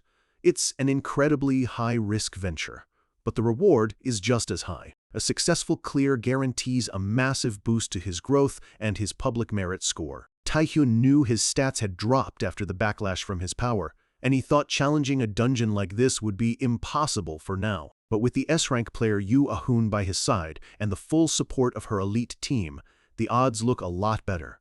A double dungeon raid like this is exactly what he needs. He turns to face the crowd, ready for the challenge. Outside, the send-off party is huge, with hundreds of members wishing them a safe journey. But as they approach the glowing blue portal of the dungeon gate, Taehyun realizes something is off. The raid team itself consists of just 2 members. The guild members shout their support, asking Taehyun to please look after their guild leader. Taehyun looks at Yu Ah-hyung, completely confused. "Why are only the 2 of us?" he asks. She leans in close with a playful, mischievous glint in her eye and whispers, "Because it's a date with my babe." She giggles, adding that she wishes everyone else would just disappear. The deal is struck, the challenge accepted. Taehyun and Yu Ah-hyung step through the shimmering gate, leaving the real world behind and entering the Temple of Fire. Yu Ah-hyung gasps in amazement. Even for an experienced guildmaster, the sight is breathtaking. They've arrived in a massive bottomless chasm. The air hums with raw mana, and a swirling river of blue energy flows far below. She notes that the atmosphere here is on a whole different level from a regular dungeon. The sheer scale and power are palpable. She asks if all double dungeons are like this, her voice filled with a mix of awe and excitement. Taehyun confirms it. The dungeon he barely survived during his tryouts was just like this, a world within a world. They stand at the edge of a high cliff. Yu Ah-hyung wonders how they're supposed to get down. Taehyun warns her to be careful, knowing a place like this is filled with traps. Just as he says it, a blur of motion whips past Yu Ah-hyung's face. A dark, fleshy tentacle has shot up from the abyss below. The creature lunges, pulling her towards the edge. A terrifying roar echoes from the chasm as Taehyun yells her name in alarm. He curses, drawing his dagger. He knew something like this would happen. But as he moves to intervene, he stops, his eyes widening in surprise. Yu Ah-hyung has already caught the tentacle. With a chillingly calm smile, she says she knows how to get down now as dark energy swirls around her hand. Instead of fighting it, she uses its own momentum, dragging the massive creature and herself down into the chasm. As she falls, her eyes glow with a fierce green light. With a wild grin, she tells Taehyun they just have to fall.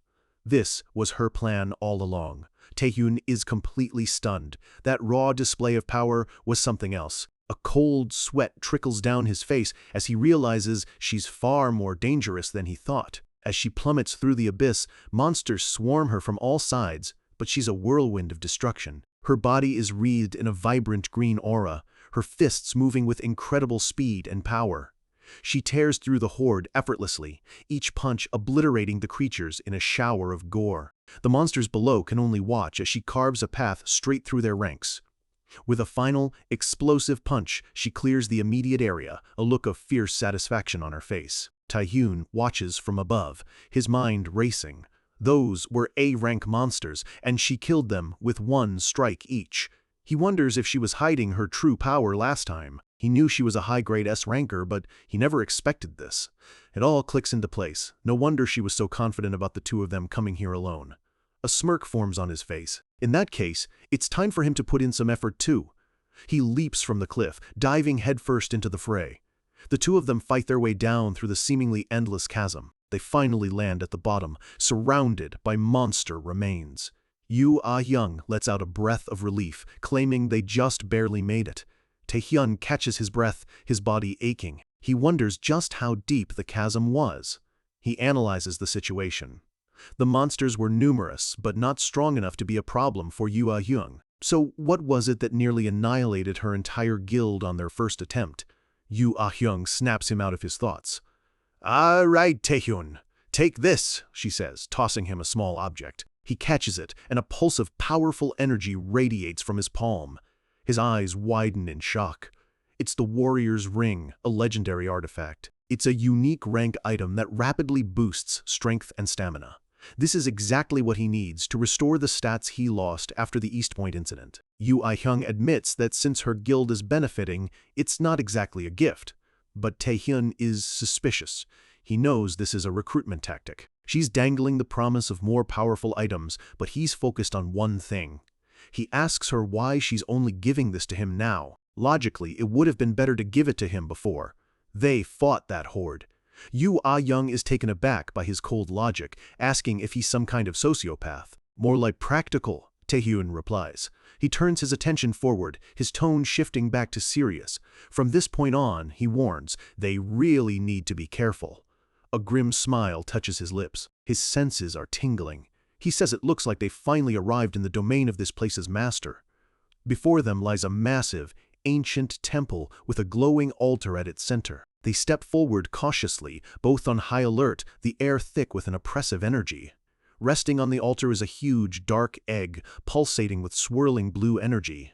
Taehyun wonders what it is. He tries to analyze it, but its rank is completely hidden, marked only by question marks.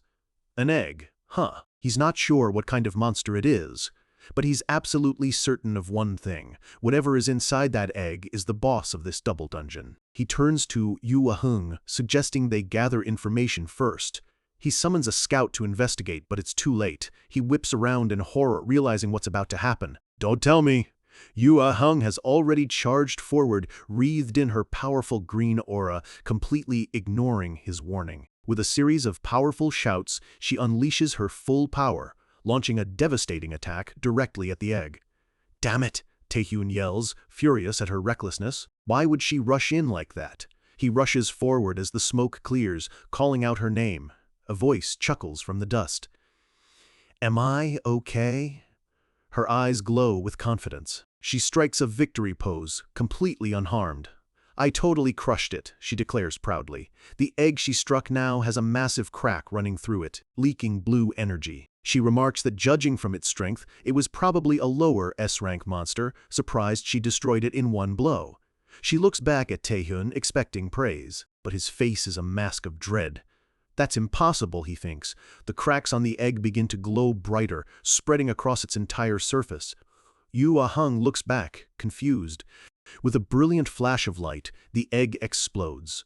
The egg shatters completely, but it wasn't destroyed, it hatched. The two of them are thrown back by a massive shockwave of energy. "What is this now?" Taehyun shouts.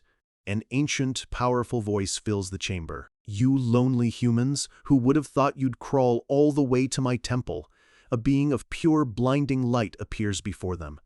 "I see I have some interesting guests here," it says. She 3V5062. The light coalesces, taking the form of a monstrous beast with glowing red eyes. "But even that strength you're bragging about will wither in front of my blue fire." It spreads its wings, revealing a majestic bird made of pure azure flame. The system confirms their worst fears. Double Dungeon Master of the Fire Temple Phoenix, rank S, a Phoenix. A monster known for its incredible regeneration and magic resistance, making it nearly immortal. Taehyun's blood runs cold. A Phoenix was the true master of this dungeon. And worse, a Phoenix of blue flames. This is something far beyond a normal S-rank boss. The Phoenix unleashes a blinding wave of psionic energy, flooding the entire chamber with its power. Taehyun cries out, clutching his head as the mental assault hits him. "No way," he gasps. He realizes what's happening and screams a warning to Yu Ah-hyung. "Be careful! That monster has the ability to control minds." But it's too late. The full force of the mental attack slams into her. Taehyun grits his teeth, trying to fight off the immense pressure crushing his own mind. Yu Ah-hyung's eyes snap open. The confident green glow is gone, replaced by the cold, empty blue of the Phoenix's flame. A system message appears, confirming the horrifying new reality. S-rank player Yu Hyung currently has her mind under the control of the Phoenix. Taehyun dodges another brutal attack, his mind reeling. What the hell kind of veteran player is she? He screams in frustration. He can't believe how easily she fell for it. All that talk about being a top-tier player may, and now she's no damn help to him at all. In fact, she's trying to kill him. With no other choice, Taehyun activates his own power. The Night King's spirit manifests, its ghostly arm overlaying his own. He slams his hand into the ground, creating a shockwave to push her back, desperate to create some distance. He screams at her to come back to her senses, knowing his words are useless against the Phoenix's control. He knows that if they keep fighting each other like this, they're both dead. He has to find a way to break the spell. The mind-controlled Yu Hyung doesn't hesitate, gathering a massive ball of energy in her hand. She fires it point blank, a brilliant blast of turquoise light. The explosion rips through the chamber, sending debris flying everywhere. The Phoenix watches from above, floating serenely amidst the chaos. It lets out a condescending laugh, its voice echoing in their minds. As always, humans are foolish creatures.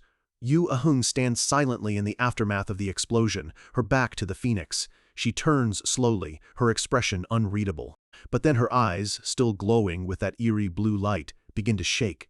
Something is wrong. She suddenly stabs a sword into the ground, struggling against an unseen force. The sword, an artifact called the Chain of Bondage, activates. Purple energy erupts from it, and chains shoot out, wrapping not around Taehyun, but around her own body. The chains tighten, crackling with energy, binding her completely. She strains against them, her face a mask of confusion and pain as the blue glow in her eyes flickers. Taehyun stares, a sudden realization dawning on him. The culprit that annihilated the Nightwalker Guild's raid squad before, now he knows. It wasn't just the Phoenix. It was the Phoenix controlling one of their own, turning the guild's power against itself.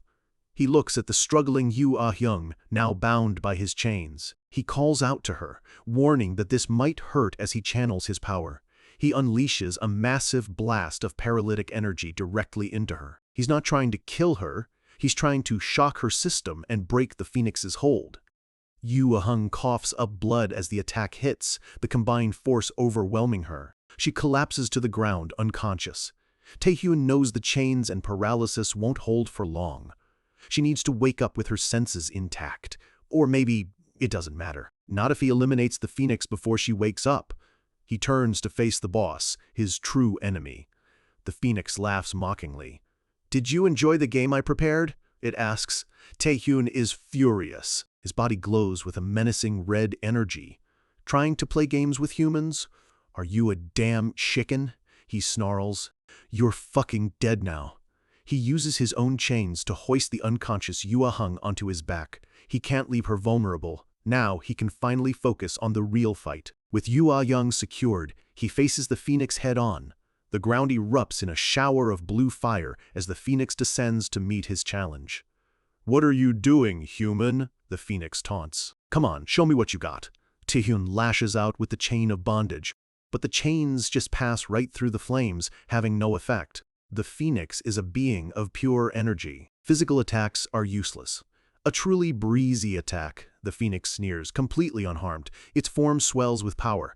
"I am fire itself," it declares. Taehyun summons a barrage of swords from his Night King spirit, but they only tear through the flames, which immediately reform. The Phoenix mocks him. "In the end, a mere lowly human like you, Toot, could never win against me." It unleashes a massive fireball. The attack slams into the ground, creating a huge explosion of blue fire. Taehyun is blown back, but the flames, they've been cut in half. He managed to slice through the attack itself. He lands on a rock, breathing heavily. He's panting, exhausted. Even for a Phoenix, that level of regeneration is ridiculous. And it has a gigantification ability on top of that. This is no normal Phoenix. A horrifying thought strikes him. Could it be a Grand Phoenix? Grand is a title given to mutant monsters possessing powers far beyond their normal class. They are distinguished by the title, Grand, and a plus sign added to their rank. This isn't just an S-rank boss, it's an S+. Taehyun knows if this is a Grand Phoenix, there's no way he can crush its regeneration with his current skills. The only way he stands a chance is predation. his ultimate double-edged sword, but he hesitates. There's a chance it could go berserk again. He can't risk using it unless it's the absolute final blow. The harsh truth hits him. He has no chance of winning without it. He's cornered, his options dwindling. He clenches his fist, a bead of sweat rolling down his face. Suddenly, he's thrown off balance as Yu Ah-hyung screams, waking up on his back. "Huh, why am I tied up?" she yells. On top of that, it hurts. She looks up and sees the massive form of the Grand Phoenix. And why is that thing so huge now? It wasn't a normal phoenix? She immediately blames him. "Kim Tae-hyun, you did this, didn't you? Untie me right now." Tae-hyun dodges another attack while shouting back, "Why would I untie someone whose mind took seconds to lose control?" She insists she won't fall for it again and demands to be let go. As they argue, Tae-hyun's face contorts in pain as another wave of psionic energy washes over them. The phoenix unleashes another powerful blast of blue fire. "How dare you be distracted when I am in front of you?" the phoenix roars. "Know your damn place." It launches a series of attacks, a sharpened wing of fire and a powerful punch of flame. They're overwhelmed by the barrage, a combined assault from two S-rank powerhouses. Tae-hyun grits his teeth, desperately telling himself not to fall for the mind control this time. Yu Ah-hyung, now free from the mental attack, echoes his sentiment. "Come on, I won't fall for it." But the phoenix's power is absolute. "How dare you," it rages. "You lowly cockroaches." The sheer pressure from its aura forces them both to their knees. "Your attacks," the phoenix sneers. "Do you still not get that they're pointless?" It prepares a massive attack, a swirling vortex of blue flame that threatens to consume them both.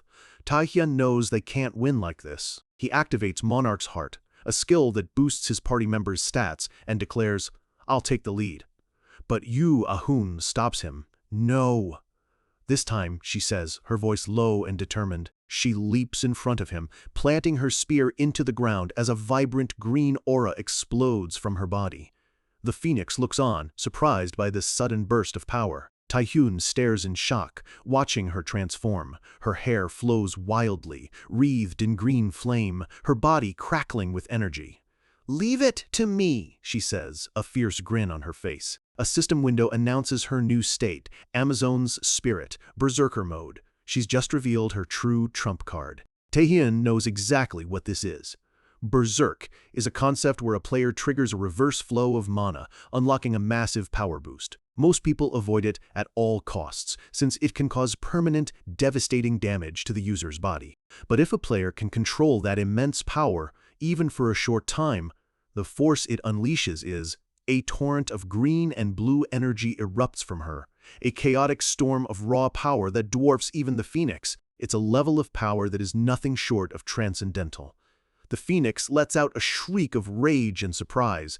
It can't believe a mere human could unleash such power. Yu Ah-hyung doesn't give it a moment to recover. She launches herself forward, a green comet of pure destruction.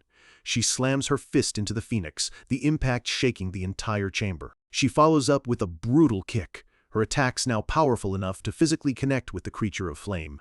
The ground shatters beneath them as she lands a devastating dropkick. The phoenix is completely overwhelmed, its fiery form blasted apart by the sheer force of her onslaught. The chamber is filled with a blinding light as the two colossal energies collide. When the light fades, Yu Ah-hyung is standing amidst the rubble, panting heavily. She's exhausted, her body covered in glowing cracks, a clear sign of the strain the Berserker mode is putting on her. Tears of pain and exertion stream down her face, but her eyes are filled with fierce determination. The immense power recedes, and she collapses to the ground, her job done. The phoenix lets out one last pained screech. "How? How dare you, lowly human?" it screams, its form flickering. In that pathetic state, with its final breath, it roars, "I'll kill you," and lunges forward in a last desperate attack. But before it can reach her, golden chains shoot through the air. Tae-hyun's chains wrap around the weakened phoenix, binding it completely. The phoenix is shocked, sputtering in disbelief. Tae-hyun watches, impressed. To crush the phoenix's insane regeneration, she used a destructive force that was even greater. He really can't let his guard down around her. But now, it's his turn. He knows it might hurt her pride, but as he scoops her unconscious body into his arms, he thinks, I gotta land the last blow, don't I? This is his chance for predation. Back outside the dungeon gate, the members of the Nightwalker Guild wait anxiously. They mutter among themselves, worried about how long it's taking, but reassure each other that 2S rankers should be fine. Another member points out the real problem. Once their guildmaster goes into battle, she just speeds through without thinking. The others panic. Suddenly, the gate glows brightly, and a figure emerges from the swirling blue portal. Here they come! The guild members rush forward, shouting in relief, asking if their guildmaster is okay. But the figure that emerges isn't their leader. It's Kim Tae-hyun, walking out while carrying the unconscious, battered form of Yoo Ah-young in his arms. He looks at the stunned guild members and makes a simple, powerful declaration: "We cleared the fire temple." The aftermath is immediate and chaotic. The internet explodes with Yoo Ah-young, Kim Tae-hyun dating rumors. The story of their secret dungeon date goes viral. The story spreads like wildfire across social media, with everyone talking about the 2S rankers' supposed romance. Back at the hospital, Yoo Ah-young sees the news and turns beet red. "What the hell is this?" she shouts at her guild subordinates. She can't believe it. It was an unannounced raid, so how did the news leak? And why is the article so embarrassing? She accuses them of being behind it. One of them tries to defend themselves, explaining a double dungeon raid is a huge deal and hard to keep completely confidential. Another admits he only told a few close friends, who all promised to keep it a secret. The third one breaks down, crying that they only did it for her sake and swearing his absolute devotion. Yoo Ah-young just smiles, a deadly calm in her voice. "All of you," she says, "just die altogether today." A booming voice cuts through the chaos. "Yoo Ah-young, it's the association chairman." He heard she used her skill in berserk mode. He looks her over, his single eye filled with concern. "Are you Oko?" he starts to ask, but stops. She's standing there, looking perfectly fine. He finishes his thought, "Looks like you're fine." Later, the two of them walk through the hospital grounds. Yoo Ah-young asks what he takes her for. She explains that she trained for a long time to control her berserk state and that using it for just 1 minute isn't that hard for her. The chairman then asks the real question: "So, how was he?" He wants to know about Kim Tae-hyun, the player she wanted to check out so badly. Yoo Ah-young hesitates, a bead of sweat on her face. She explains that after she passed out, Tae-hyun fought the Grand Phoenix alone and ended the whole fight by himself. That alone says pretty much everything. She adds that it's only been 2 weeks and he's already headed to a place called the Abyssal Depths, leaving the item distribution to her. The chairman is shocked. Just how much stronger is he trying to get? The chairman marvels at his amazing growth speed.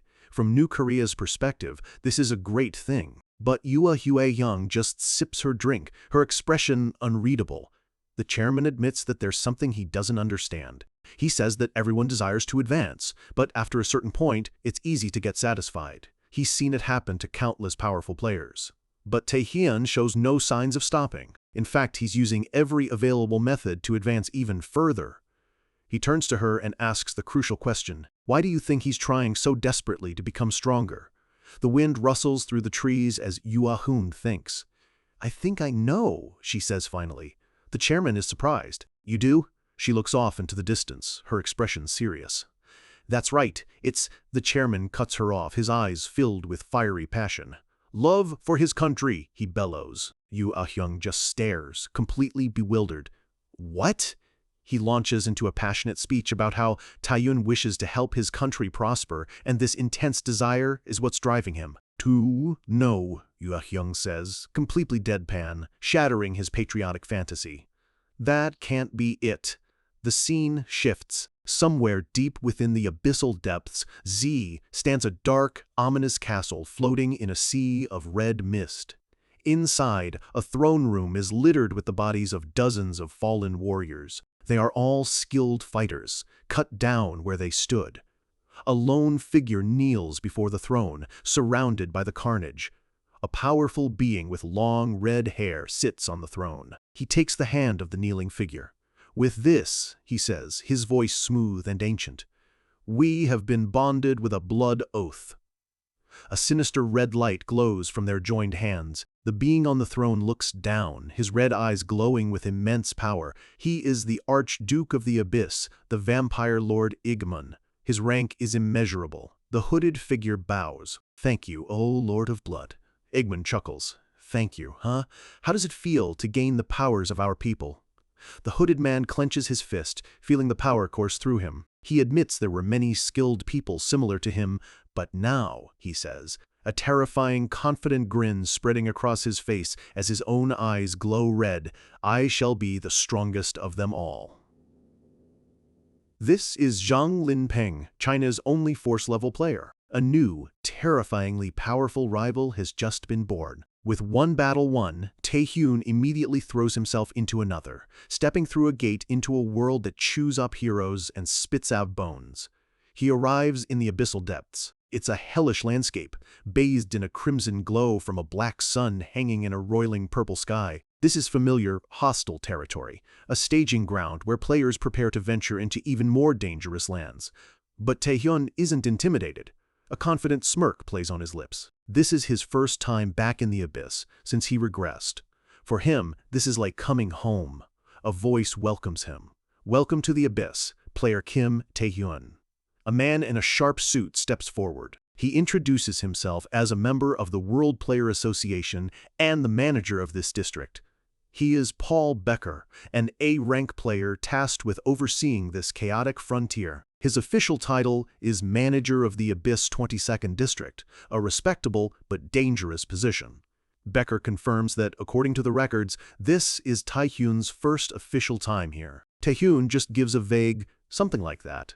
Becker immediately gets serious, insisting that Taehyun will need to hire some players as guides or mercenaries. He explains that, while the association has set up safe zones, the depths are so dangerous that powerful monsters can ambush you at any time. He insists that, no matter how skilled an S-rank player is, they should still hire backup. But Taehyun cuts him off. "No, that won't be necessary." With a cold look, Taehyun says, "It doesn't matter."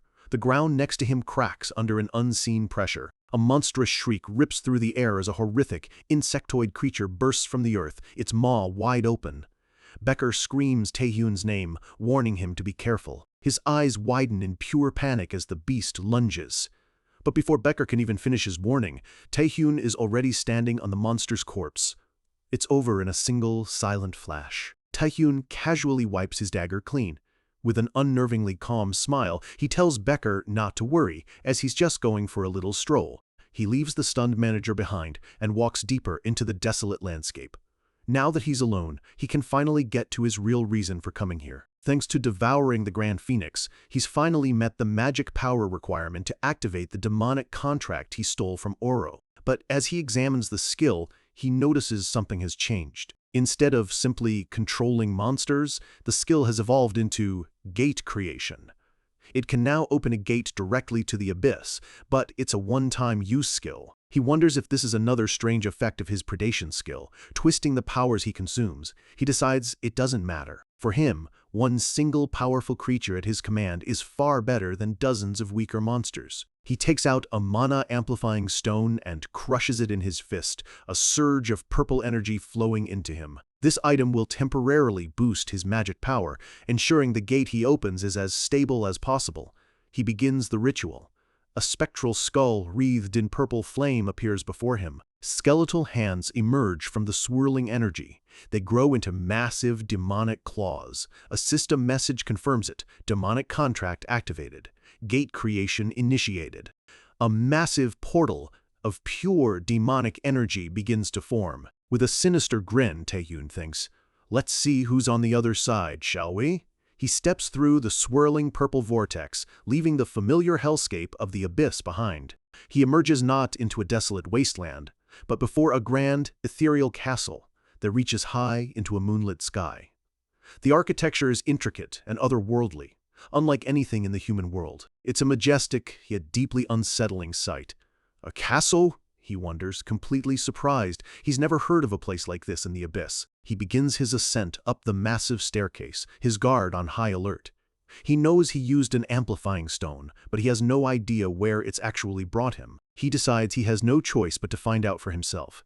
As he continues, 3 shadowy figures appear behind him. He's not alone. He whips around, already on the defensive. The figures land with a crash, shattering the stone steps. Taehyun stands ready, his body wreathed in the blue aura of his skills.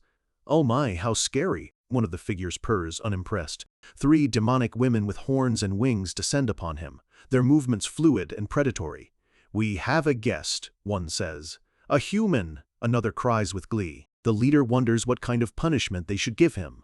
They are S-rank succubus demons. Taehyun recognizes their race but is shocked by their power level. A succubus is a monster that drains men's energy through mental attacks like illusions and brainwashing. But an ordinary succubus should only be B rank. These are on a completely different level. He stands his ground on the broken steps, the 3 S-rank demons hovering before him. He wonders if they are his contract target. The succubi mock him, saying he's a foolish human who looks delicious. Taehyun's mind is set. If they're the target, boozy. He just has to beat them into submission. He leaps forward, launching a surprise attack. "Then I'll knock them out." But the lead succubus simply smirks, catching his speeding fist with one hand as if it were nothing. Taehyun is thrown into a chaotic melee, dodging claws, wings, and tails from all 3 demons at once. So eager, they laugh, toying with him. The leader admits that while it might be tricky to tame him, she's more than willing to try. A wave of pink, heart-shaped energy erupts from them, a massive brainwashing attack designed to overwhelm his mind. "And it's over," she declares, confident in their victory. She believes no human man can possibly resist their brainwashing.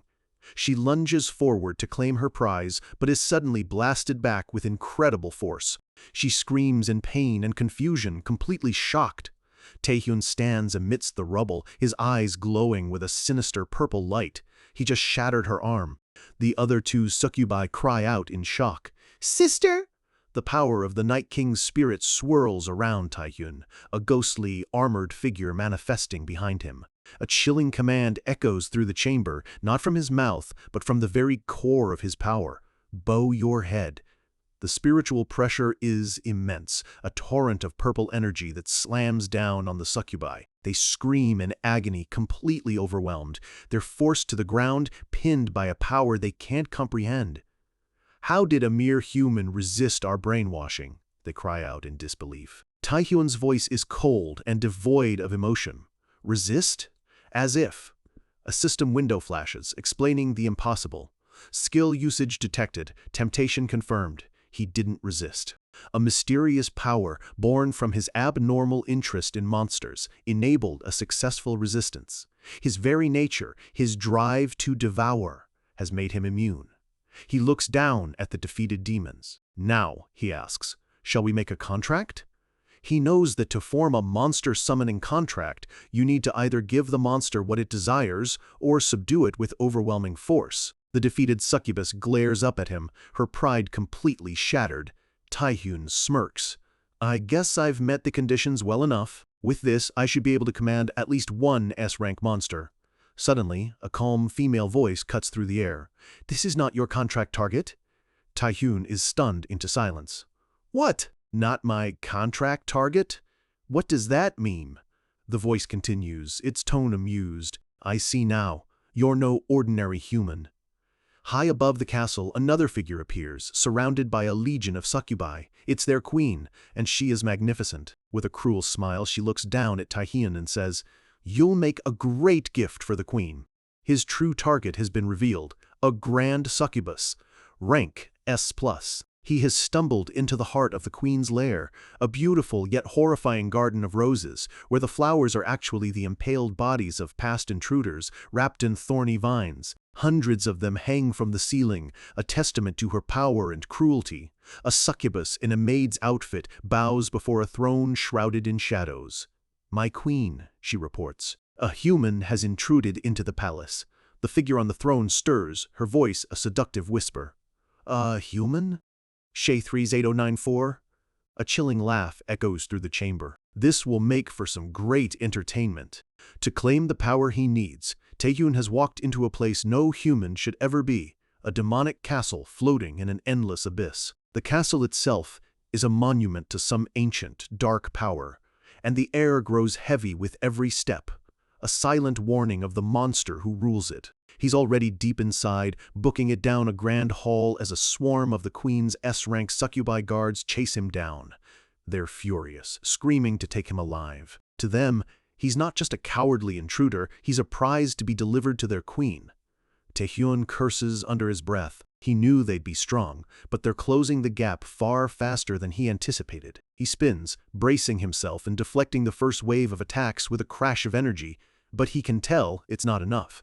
These succubi are on another level. Before he can counter, shadowy tendrils erupt from all sides, lashing out and wrapping around him in a blur. He's caught, pinned, and completely swarmed. He struggles against their grip, shocked by their sheer numbers. But they've underestimated him. A crimson aura, the stolen power of the Night King, suddenly explodes from his body. The guards recoil in pure shock. The human they thought was trapped now radiates an energy that makes them tremble. With one devastating blast, he sends the entire swarm flying backward, crashing through the castle walls and into the empty void. The hall falls silent. Taehyun is left kneeling on the shattered floor, breathing heavily. The path is finally clear. As he catches his breath, his mind is already piecing it together. If these incredibly powerful guards weren't his target, then there's only one being left. He rises to his feet, his gaze fixed on the massive, ornate doors ahead. The one who rules this place, the one they call the Queen. Standing before the entrance is a lone succubus, dressed like a maid. She doesn't attack. Instead, with a calm voice, she asks if he is the intruder she's been waiting for, gesturing for him to come inside. She tells him the Queen is waiting.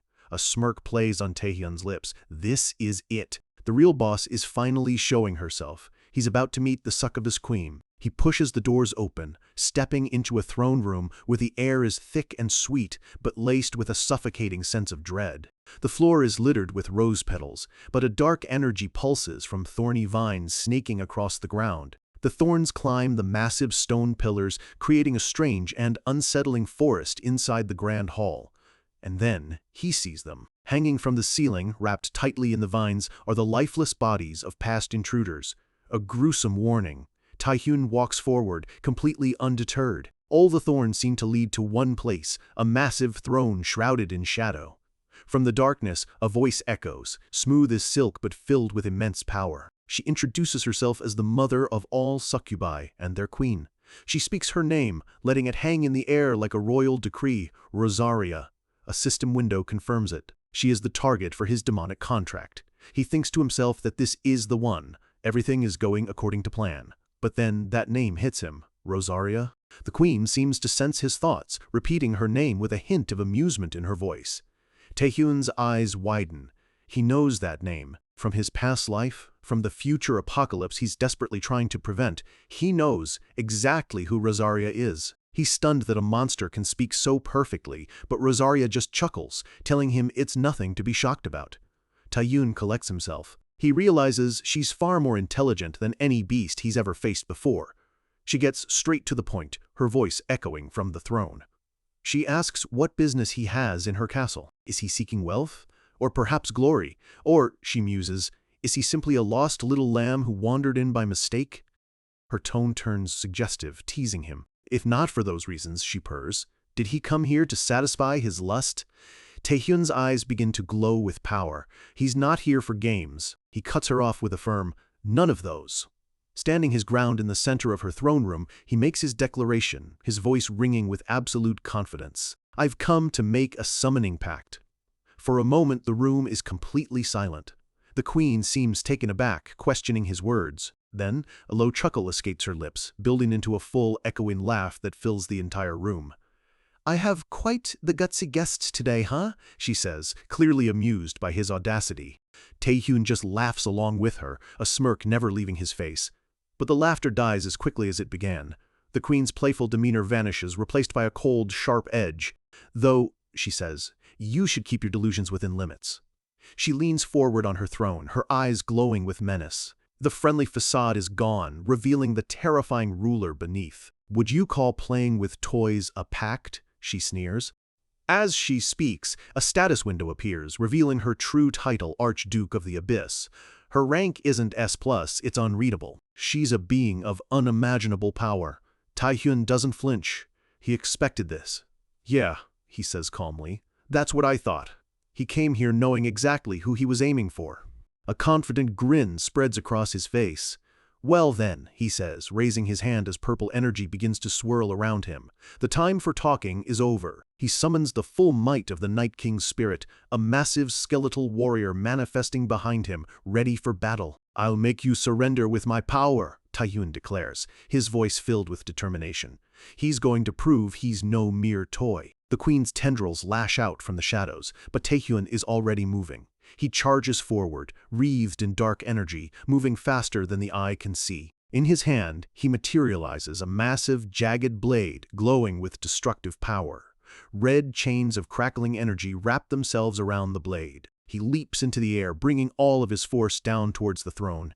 He lands with an explosive impact, his power radiating outwards. He readies his ultimate attack. First, he growls, channeling all of his energy into a single point.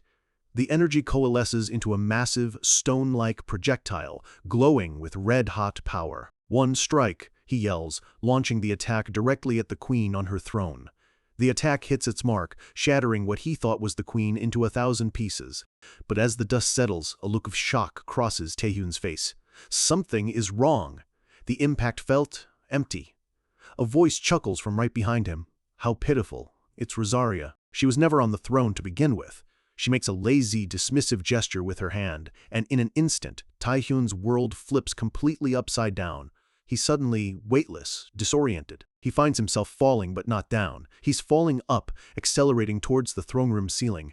Panic flashes in his eyes. What is happening? The entire room seems to stretch and distort around him as the laws of physics cease to apply. He tries to activate a skill, anything to reorient himself, but he can't. In horror, he realizes his skills won't trigger. Looking around, he sees he's not even in the castle anymore. He's surrounded by skyscrapers. The space itself has changed. He keeps falling upwards into the sky, the city shrinking below him. It all clicks into place. This isn't real. It's an illusion. The scene changes again. He's submerged in water now, or at least that's what it feels like. He's completely powerless, drowning in a sea of confusion. As he's tossed about by the phantom waves, one question echoes in his mind. Since when? When did he fall into her trap? The illusion continues to torture him, throwing him into the middle of a raging ocean. Back in the real world, Rosaria sits leisurely on her throne, watching her helpless guest with an amused smile. Since when? She repeats his thoughts aloud, a predatory grin spreading across her face. Her answer is simple and absolutely chilling. From the very beginning. The illusion shatters and reality comes crashing back. Taehyun isn't fighting or falling or drowning. The entire battle was all in his head. He's lying on the floor, completely immobilized by her tendrils. He never stood a chance. From the moment he walked in, he was already her captive. Inside the illusion, Taehyun feels like he's drowning, sinking into a dark, endless ocean of despair. But he fights it. He knows this isn't real. He grits his teeth, telling himself he has to escape this illusion. Just as he focuses, the scene shifts, the water vanishes, replaced by a feeling that is strangely familiar. He's completely baffled. What now? He's no longer in a castle or an ocean. He's in the backseat of a car. In the front are his smiling parents, and next to him is a younger version of himself. His mind reels as he looks around. What is this? He stares at the innocent, hopeful boy beside him. It's him. He was once that child. The memory plays out. His younger self is buzzing with excitement, talking about how high-ranked awakeners make a lot of money. The boy declares that he'll become a high ranker too, promising to buy his parents anything they could ever want. His parents just laugh, their faces warm with love. His mom turns to him, telling him he's the best. But her expression softens. She tells him that more than anything, she just wants him to live a happy and healthy life. The young Taehyun pouts, calling her answer boring. The older Taehyun, watching this unfold, feels a pang in his chest. He remembers this. His parents were always like that. More than ranks or money, their one simple wish was for his happiness. For a brief moment, the hardened warrior melts away, and a flicker of that long-lost warmth touches his soul. Then, in an instant, that warmth turns to fire. His eyes snap open in horror as the memory shatters. The car is engulfed in flames. The world outside is a blur of screeching metal and destruction. He sees his father, slumped over the wheel, broken and bloodied, and his mother, her head down, lifeless amidst the fire. This isn't just an illusion. This is his deepest trauma, replayed in perfect detail. Taehyun sits frozen in the backseat, forced to relive the moment his world ended, unable to even form a word. Through the flames, he sees two figures approaching, their voices filled with anguish. It's his aunt and uncle. His aunt weeps, holding his younger self's limp body, crying out about how they could leave him all alone.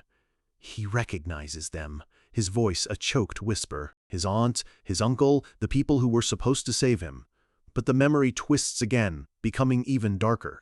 His uncle's face contorts with rage as he sneers at a stupid non-awakener. Taehyun flinches. The scene changes to a desolate, dark room. He sees his younger self on the ground, being brutally beaten by the very people who took him in. His uncle's voice roars at him to stop whining and get up. The illusion mocks him, his uncle's sarcastic voice praising his resilience. Taehyun collapses, clutching his head. He understands now. He looks up, his face grim, seeing visions of his past life. These are his memories. He remembers the jeers, the insults from other awakeners. He hears them calling him a useless porter who should know his place. The words still sting. He watches his past self, beaten down by the world, realizing that because he was weak, he could never fight back against the misfortunes of his life. But what was even harder to bear, the memory shifts to his aunt, her face filled with frustration, asking what he's thinking. It's the day he left their home. She pleads with him not to go, begging him to stay. She insists money isn't an issue, but he cuts her off. He tells them he's already grateful for everything they've done. He knew being weak didn't just hurt him. It dragged down anyone who tried to help. He turns his back on them, walking away into the cold. This was the moment he decided he had to be alone. And in that moment, a profound clarity cuts through the illusion. His parents wished for his happiness, but to be happy, he faces his past self, the weak, beaten-down boy he used to be. The two Taehyuns, past and present, stand back to back, one defined by weakness, the other forged by it. He finally understands the truth that has driven him this entire time. To be happy, he needs strength. At that very moment, the illusion registers a change. A skill is being used. It confirms the source of his torment, the queen's hypnosis. Rosaria looms over him, her power absolute. But something inside Taehyun is fighting back. A system message appears. A mysterious force is attempting to resist her power. But Rosaria's power is too great. The resistance fails. As a penalty, all of his stats are reduced. Taehyun feels his power draining away as the shadows close in. He can no longer use the chains of bondage. He can no longer summon the Night King's spirit. One by one, his skills are sealed. Monarch's heart, paralysis, stealth. He's being stripped of all the power he fought so hard to gain. Out of his 8 skills, only one remains. The one that started it all. The one that defines him. Predation. With a roar of defiance, Taehyun unleashes it. Red energy erupts from his body, not to attack the queen, but to attack the illusion itself. He begins to devour the very memories she's using against him. The illusion shatters. The memories of his trauma, of the people who hurt him, are consumed by his own power. The world of hypnosis breaks apart, and Taehyun stands victorious amidst the wreckage of his own past. Back in the throne room, Rosaria's eyes are wide with genuine surprise. "Well," she chuckles, "this is surprising." She muses aloud, wondering how he could have possibly made it out alive. She saw something deep within his memories, something more than just trauma. "But," she says, her curiosity piqued, "there are a few things that don't sit right." She points a finger at him. First, she saw memories where he looked far older than he currently does. Second, she continues, there were memories with completely opposite outcomes from the same time. She saw both timelines, the one where he was weak and the one where he was the victor. She circles him, her demonic tail flicking with intrigue. "Well then, what secrets do you hold? Let's take a look, shall we?" She lashes out, her tendril aiming straight for his head, intending to rip the secrets directly from his mind. But as her power touches him, she doesn't find the memories she expects. Her eyes widen in absolute shock as she sees something else entirely. A brilliant, blinding light erupts from Taehyun, filling her vision with a power that transcends dimensions. At its center is a godlike figure, a being of pure, radiant energy. Rosaria, an Archduke of the Abyss, recoils in pure, unadulterated terror. "That's Fora!"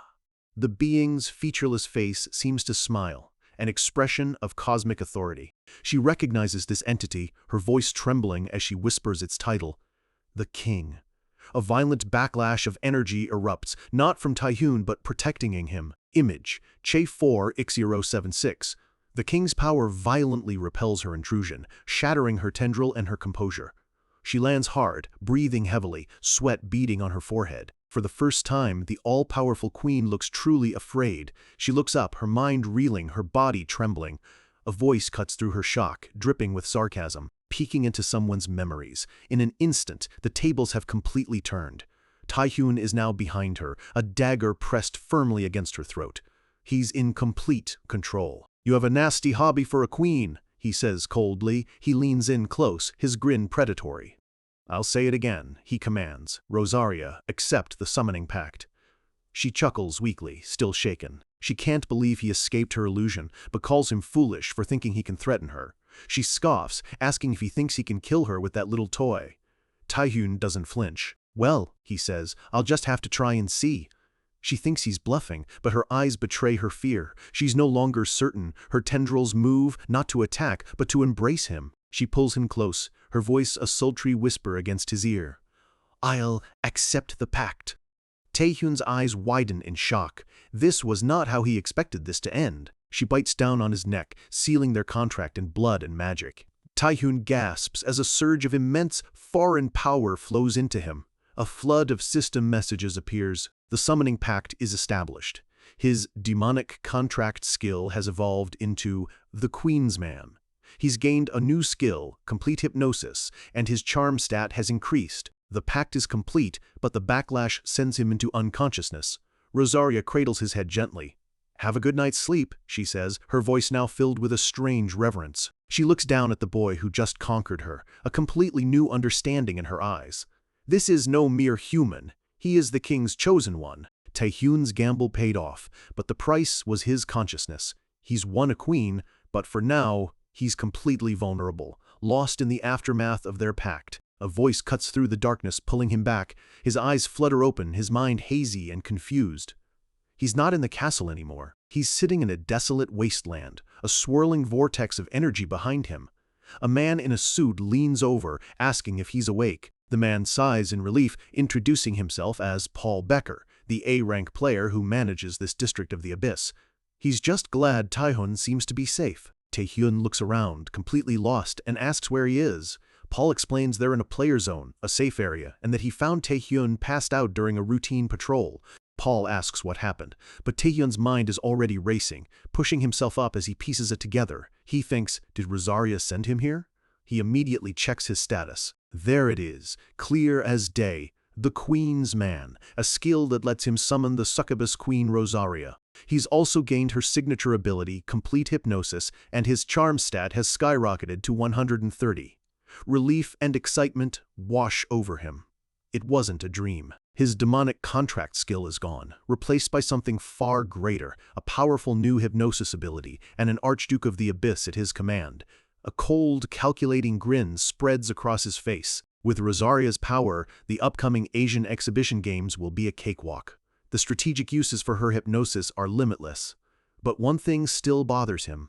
Why did she suddenly change her mind? She was toying with him one second and surrendering the next. He remembers her final words, whispered as he fell unconscious. "Sleep well. No, the King's chosen one." The realization hits him like lightning. She knows. She somehow saw his connection to the godlike being that sent him back in time. That's why she surrendered. Paul's voice brings him back to the present, cautiously asking for his name. Taehyun is lost in thought, the implications of his discovery weighing on him. Paul suggests he hire a guide, but Taehyun is already formulating a new plan. He gets to his feet with a confident smile. He appreciates the concern, but his business here is finished. It's time to go home.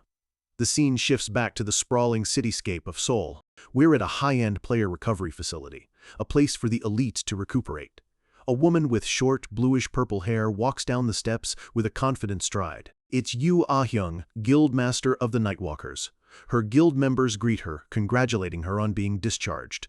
A man in a sharp suit steps forward, asking if she's feeling better. He has a smooth, professional air, but also a hint of genuine concern for his boss. This is Jung Han-soo, the A-rank vice-guild master of the Nightwalkers and Yu Ah-hyung's second-in-command. Yu Ah-hyung smirks, waving off his concern. She boasts that not only is she fine, but she's already beaten up a few people.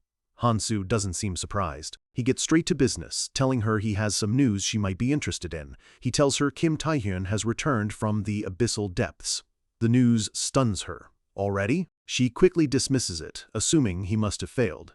After all, exploring the depths alone is a suicide mission even for most S-rankers. Han-soo agrees, noting the depths are called the grave of S-rankers for a reason. But he tells her that Tae-hyun's quick return isn't the real issue. The problem is who went to meet him. This gets her attention. She demands to know who it was. Han-soo's expression turns serious. It's the leader of Undivided, one of the other great guilds. At that exact moment, Tae-hyun arrives at the Player Association headquarters, only to find his path blocked by a massive, intimidating figure. Tae-hyun immediately tenses, recognizing the dangerous aura radiating from the man before him. The man bears a set of unnervingly sharp teeth and a wide grin, and asks if he is Kim Tae-hyun. His energy flares up as he gets straight to the point, a battle-crazed look in his eyes. "Let's have a duel." This is none other than Kwon Kang-yuk, the S-rank guild master of Undivided. Tae-hyun recognizes the name instantly. Kwon Kang-yuk is a living legend in the player world. He's known as the best tank in all of South Korea, famous for his insane stamina and for single-handedly wiping out entire hordes of monsters. But the most famous story about him, Kwon cracks his knuckles, his aura flaring with excitement. "All right then, here I come."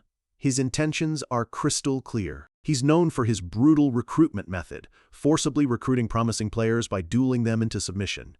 Just as Tae-hyun prepares to move, a figure dashes between them. A woman grabs Kwon's arm, desperately trying to hold him back, yelling at him to stop. Kwon looks down, annoyed. "Secretary Kim?" This is his B-rank secretary, Kim Hee-yeon. She's clearly used to this, scolding him about the trouble he's going to get into. She reminds him he could be banned from the abyss for this, exasperated that she'll have to make excuses for him again. Tae-hyun just watches, slightly bewildered. She quickly turns to Tae-hyun and tries to smooth things over, introducing herself professionally. She acknowledges her boss's unconventional methods, but insists they're here to officially scout him. Kwon just grumbles in the background like a pouting child.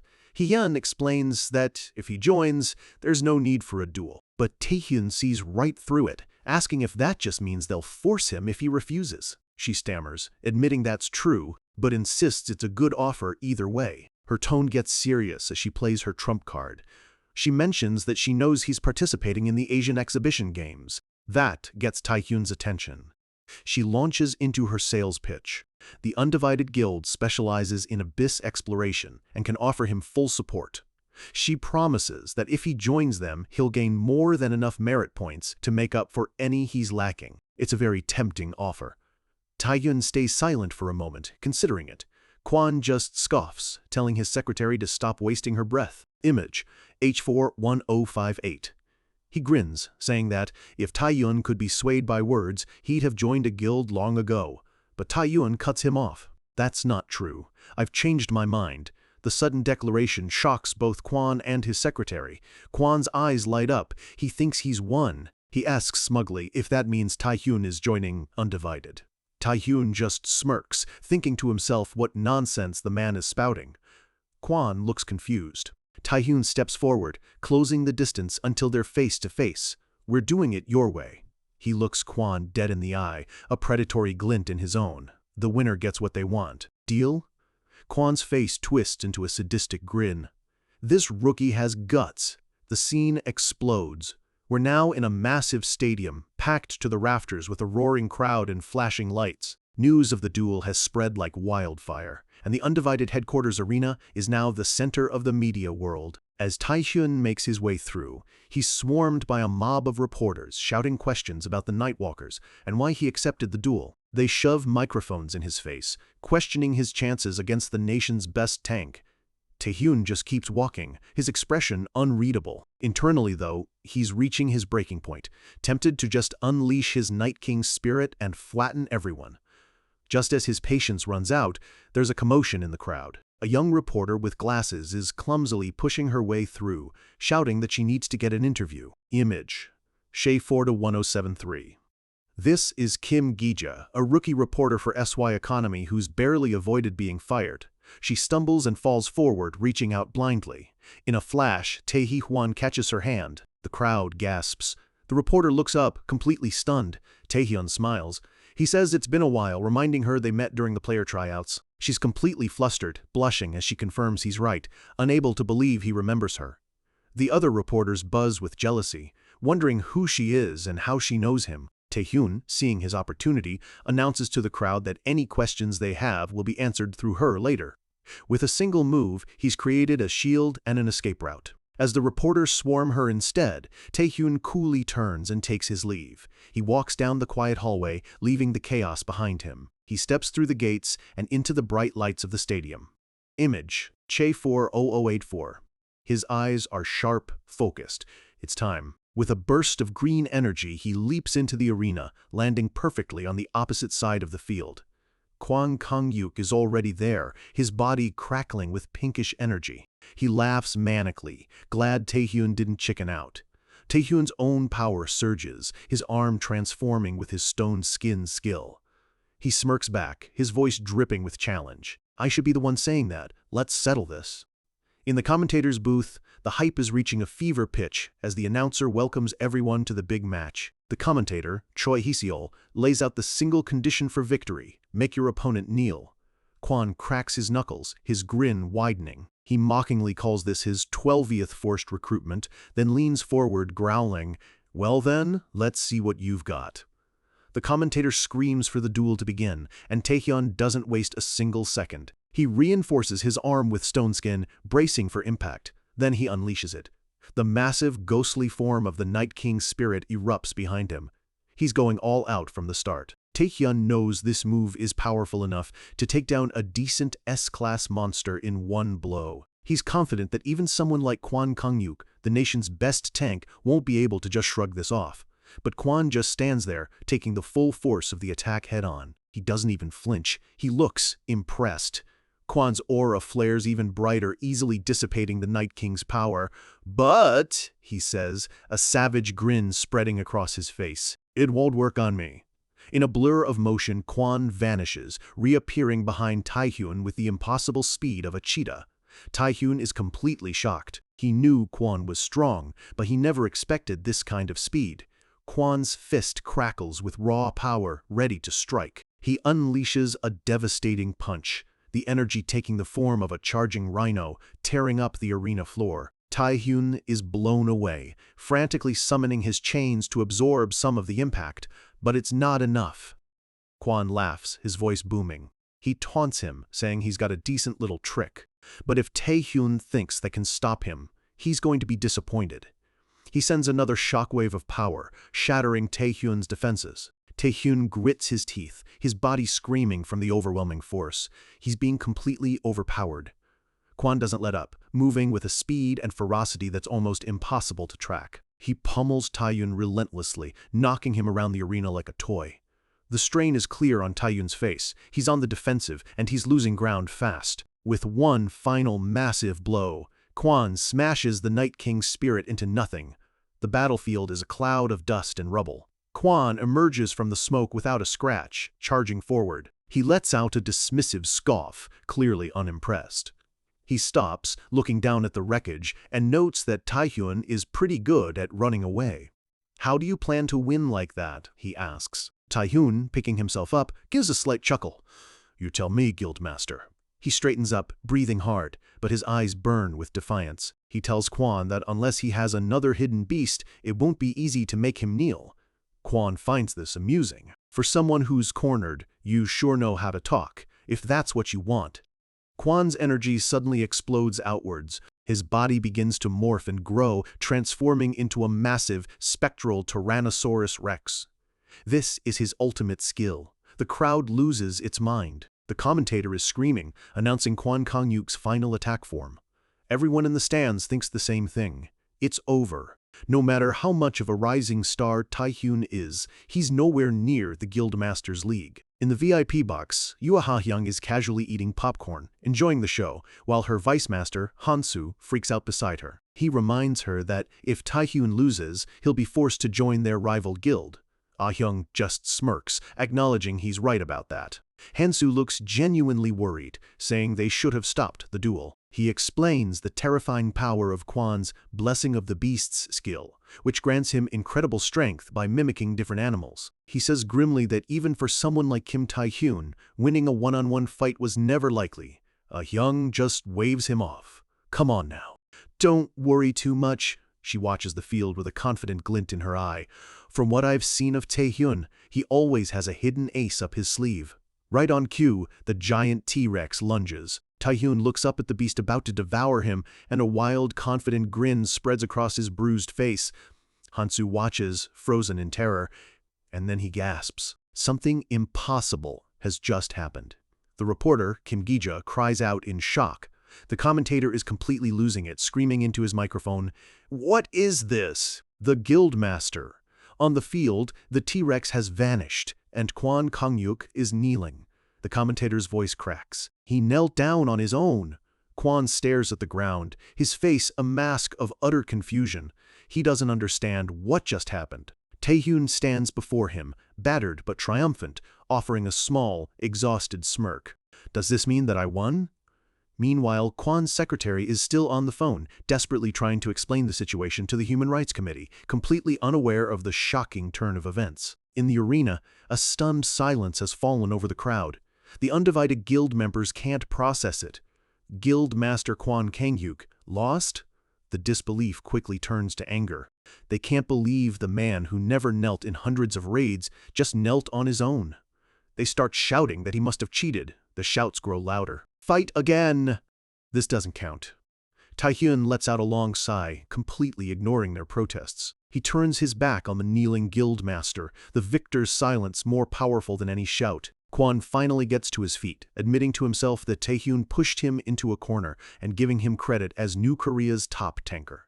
Taehyun reflects on the last moment. It was a huge gamble. He's just glad the complete hypnosis skill he got from Rosaria worked.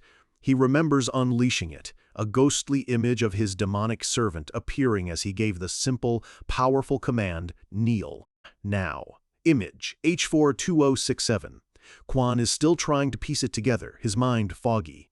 He lost? What happened? He can't remember the last moment. The realization dawns on him. It must have been a mind control skill. How could he make such a mistake? He grits his teeth, furious with himself for falling for such a trick. He whirls on the booing crowd and lets out a thunderous roar that shakes the entire stadium. Everyone shut up! The arena falls dead silent. Everyone is frozen in fear. Kwon addresses his followers, his voice full of frustrated authority. He says he doesn't know what skill the brat used, but losing was his fault. The result stands. If you're a member of Undivided, quietly accept the result of this duel. If anyone's dissatisfied, step forward. I'll crush you myself. His declaration of honor silences any remaining dissent. In the stands, Yoo Ah-hyung chuckles. Seems like losing to Taehyun really pissed him off. She looks back at the two figures in the ruined arena. She's still processing what she saw. To make Kwon Kang-yuk, the immovable tank, kneel in a split second, she realizes he had another hidden skill after all. She crushes a piece of popcorn in her fingers, a fierce, predatory smile on her face. Kim Taehyun, really? You never fail to surprise me. Han-soo watches his guild master's intense expression and her unsettling giggle, and a cold sweat runs down his back. Her fascination with Taehyun is starting to look a lot like a dangerous obsession. Kwon Kang-yuk walks across the ruined arena, his heavy footsteps echoing the weight of his defeat. Taehyun watches him approach, his own body aching from the battle. He stands tall, the victor. Kwon claps a heavy hand on Taehyun's shoulder, a sign of respect from one warrior to another. He looks Taehyun in the eye, offering a handshake. He was a good match, he says, his voice gruff but sincere. Let me ask you one thing, Kwon continues, his gaze intense. Did you plan to win like that from the start? Taehyun gives a small, confident smirk, despite the blood on his face. Well, to some extent. Kwon clicks his tongue in annoyance. You annoying bastard. But there's no real anger in it, just the frustration of being completely outplayed. They shake hands, sealing the end of the duel. All right, a promise is a promise, Kwon declares. Do you want money? A unique item? Name your price. Taehyun looks away for a moment. Those wouldn't be bad. But what I want isn't an object. Kwon is confused. Then, what do you want? Taehyun's voice is low and serious as he makes his demand. The Labyrinth Minotaur. Kwon's eyes widen. He's completely thrown off guard. Taehyun clarifies, leaving no room for misunderstanding. I want to participate in the raid of the Labyrinth Minotaur. The scene shifts to the towering skyscrapers of the Player Association headquarters. Inside, the association chairman is discussing that very same dungeon with his subordinate. His subordinate details its infamous difficulty. It's filled with traps and illusions, and many guilds and S-rankers have failed miserably there. He reveals that the Undivided Guild holds the raid rights and is attempting it in secret, confused as to how Taehyun could possibly know about it. The chairman leans back, a heavy look on his face. He admits the abyss is always unpredictable. But what can we do? He sighs. All we can do is trust those who challenge it. His subordinate jokes that if he were younger, he'd join the raid himself. The chairman's expression turns grim. His real concern isn't the dungeon itself, it's the people. He stares out the window, a premonition of conflict hanging in the air, hoping his worries don't come true. Just then, an urgent call comes in. It's his secretary apologizing for the intrusion, but insisting it's an urgent matter. She has startling news. The Japanese Players Association has contacted them. The subordinate is confused, thinking the issues from the terror attack were already resolved. The secretary delivers the bombshell. The Saintess has sent an invitation to player Kim Taehyun. The chairman is shocked. Taehyun's actions are now making waves internationally. Meanwhile, deep underground, a massive portal hums with energy. This is the staging area for the Labyrinth Minotaur raid. The final roll call is underway. 100 players, all B rank or higher, stand ready, the elite of the Undivided Guild, along with their new guest. The vice guild leader, his face scarred and hidden by a hat, completes the count. 99. Taehyun steps forward with a slight smile. 100. Secretary Kim confirms it. All 100 members of the raid team have assembled. Kwon Kang-yuk stands before the gate, the leader of this massive force. He grins, his sharp teeth showing. All right then. He turns to the assembled players, his voice a battle cry. Let's go see some ugly monsters! The entire team surges forward with a roar. The raid begins. They enter the labyrinth, a maze of stone corridors filled with traps. Beams of energy fire from the walls, but the team's tanks easily block the assault. The sounds of battle echo as hordes of minotaur-like monsters charge them. They are deep inside the Labyrinth Minotaur. Taehyun moves like a shadow, his blade a blur as he cuts through a beast. His movements are fluid, efficient, almost surgical. He dances through the enemy lines, weaving a web of deadly strikes. The monsters roar in agony as they're dispatched with ease. He leaves a trail of dissolving corpses in his wake. Kwon watches him from a distance, impressed by his skills.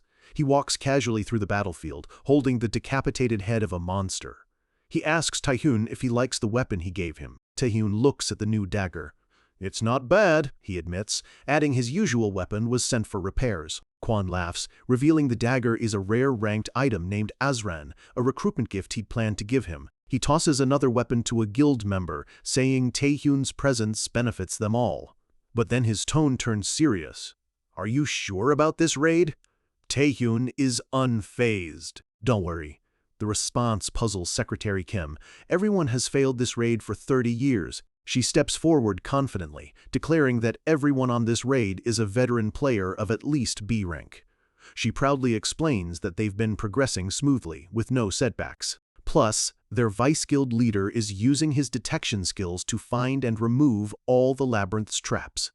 We even found a clue to the labyrinth raid a few months ago, she says with pride. Taehyun plays along, asking what she means by a clue. Kwon explains they discovered a monster corpse in the abyssal depths, seemingly from the labyrinth. It was a giant minotaur. They found a single, intact horn before the rest of the body turned to dust. Taehyun connects the dots. Kwan's grin returns. Yep, if that monster was really from the labyrinth, we can use tracking skills to follow its traces and find the path inside. Following the trail, the team navigates through the complex maze. They find a hidden ladder leading up to a secret passage. After fending off some minor monsters, they reach the end of the path. Image, Shay 4, Hu 3068. The team assembles in a massive circular chamber. The Vice Guild leader, holding his glowing lantern, announces that they've arrived. They look around the vast room. This is the end of the labyrinth. At the far end sits a colossal throne, and on it, a massive statue of a minotaur. Kwan is confused. A statue? What's going on? Where's the boss? The Vice Guild leader deduces they need to put the horn on the statue. A faint glow emanates from the statue's empty eye socket. Kwan looks intrigued. Is that so? He calls for Secretary Kim to bring the horn. She rushes over, pushing the massive horn on a dolly. Taehyun watches this unfold, a grim look on his face. He thinks to himself that, so far, everything matches his knowledge from the future. But what happens right after this? Kwan struggles to lift the giant horn. With a mighty heave, he raises it high above his head. The raid team cheers, ecstatic. They're about to conquer a dungeon that has been unbeatable for 30 years. Kwan roars with anticipation. Now come on out! Let's see the face of this labyrinth's boss. But as he prepares to place the horn, a look of shock crosses his face. He's no longer in the boss room. He's standing on the massive skeletal remains of the minotaur he found in the abyss. A brilliant blue light envelops him. He looks down and sees his entire 100-man raid team lying motionless on the floor far below. A strange energy flows from their bodies, being absorbed by the skeleton. His team cries out in confusion. What is this? Secretary Kim and the vice leader are completely bewildered. What is happening? The scene around them shifts violently. They're suddenly in a snowy forest. Where is everyone? In another location, a group is swept away by a raging river. What's happening all of a sudden? Image. HHC HA Mals. A91. Another group finds themselves at the base of an erupting volcano. But Taehyun is somewhere else entirely, completely calm. A small, satisfied smile plays on his lips. As expected, it activated. He finds himself in a lush, green jungle, separated from the rest of the raid team. This is the dungeon's true secret, the spatial transfer trap. Elsewhere, the Vice Guild leader's team looks around the jungle in utter confusion.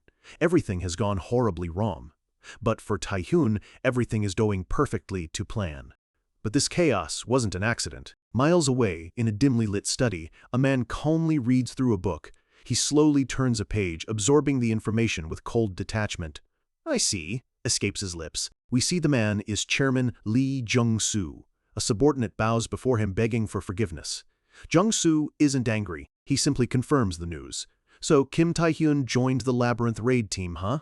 Another man in a full-body suit panics, asking what they should do. He turns to a figure in a futuristic gas mask, Mr. Shadow, offering to stop the operation immediately. But Mr. Shadow raises a hand, his voice calm and chilling.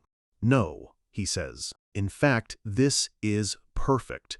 His plan is already in motion. He's secretly planted 5 S-rank and 20 A-rank villains into the raid team. He thinks that no matter how impressive Kwan Kang-yuk and Taehyun are, they're just 2 people.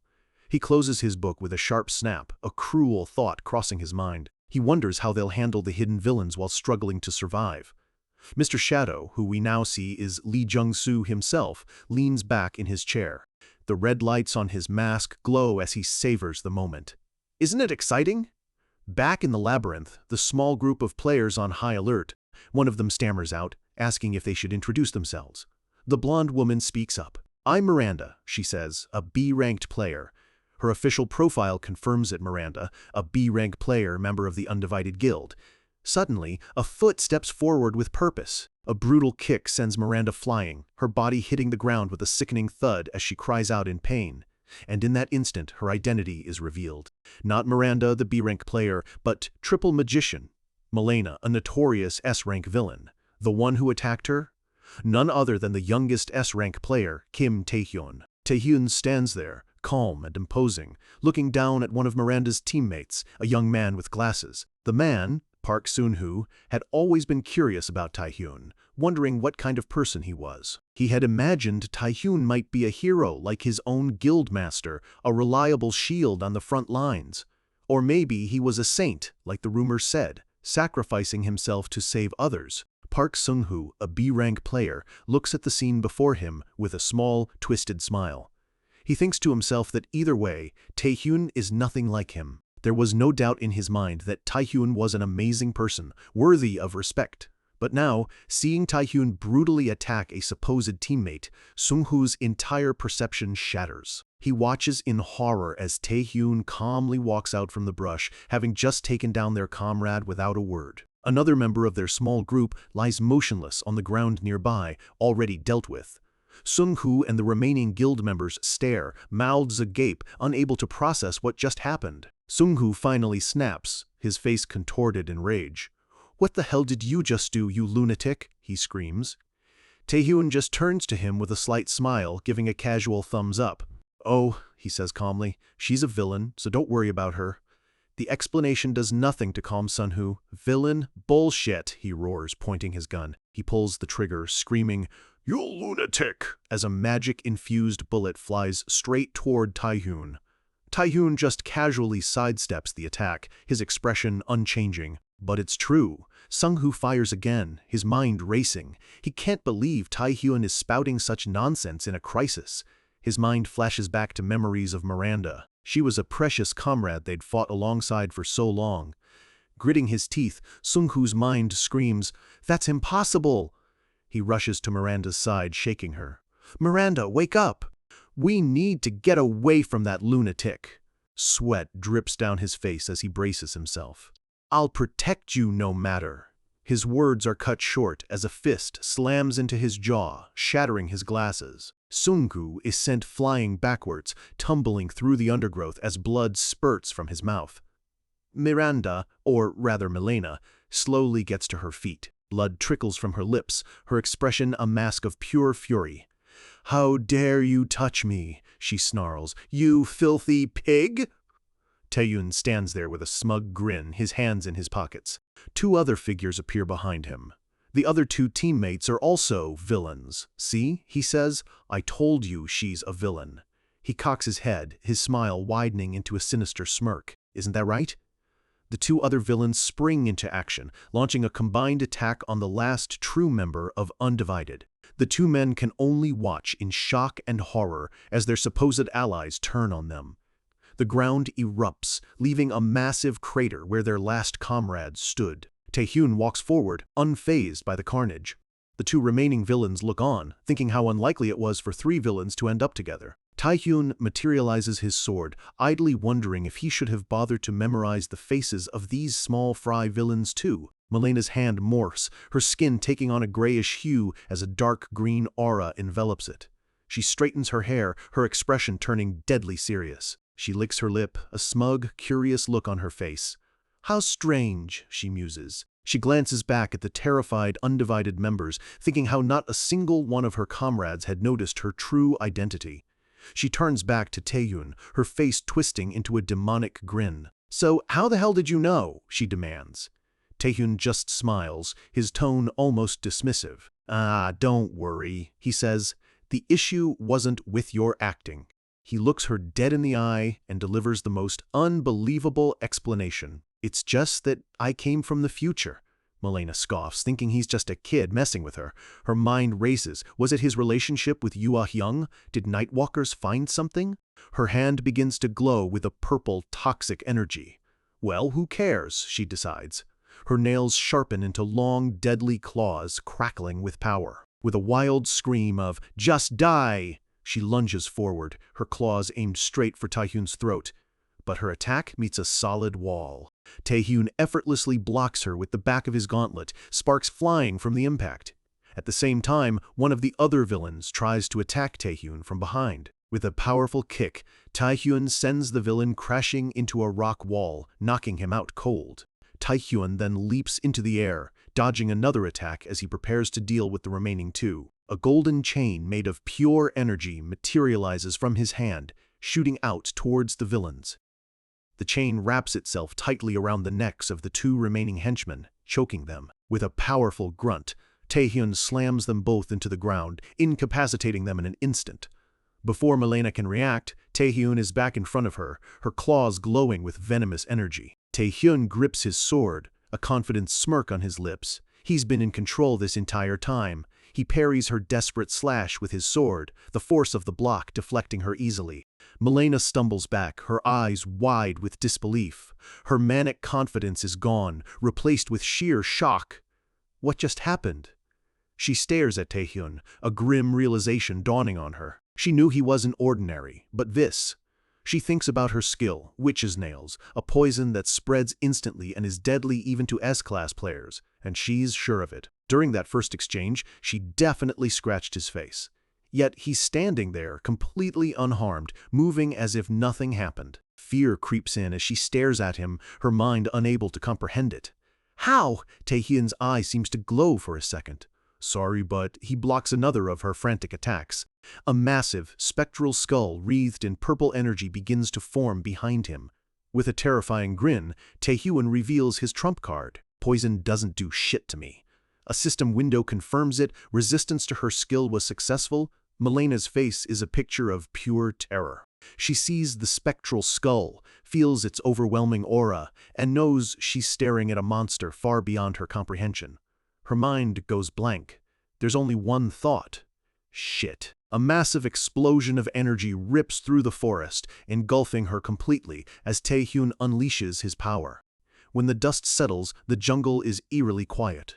The brief, brutal fight is already over. The lone survivor from the undivided guild, Park Sun-koo, cautiously emerges from the trees, his mind still reeling from the blast. He's breathing heavily, sweat dripping down his face. His whole world has been turned upside down in a matter of minutes. He looks across the clearing. Taehyun stands calmly over the unconscious body of the woman Sung-koo had considered a comrade just moments ago. Malena, now bound in magical chains, struggles on the ground, screaming in fury. "Release me right now, you bastard!"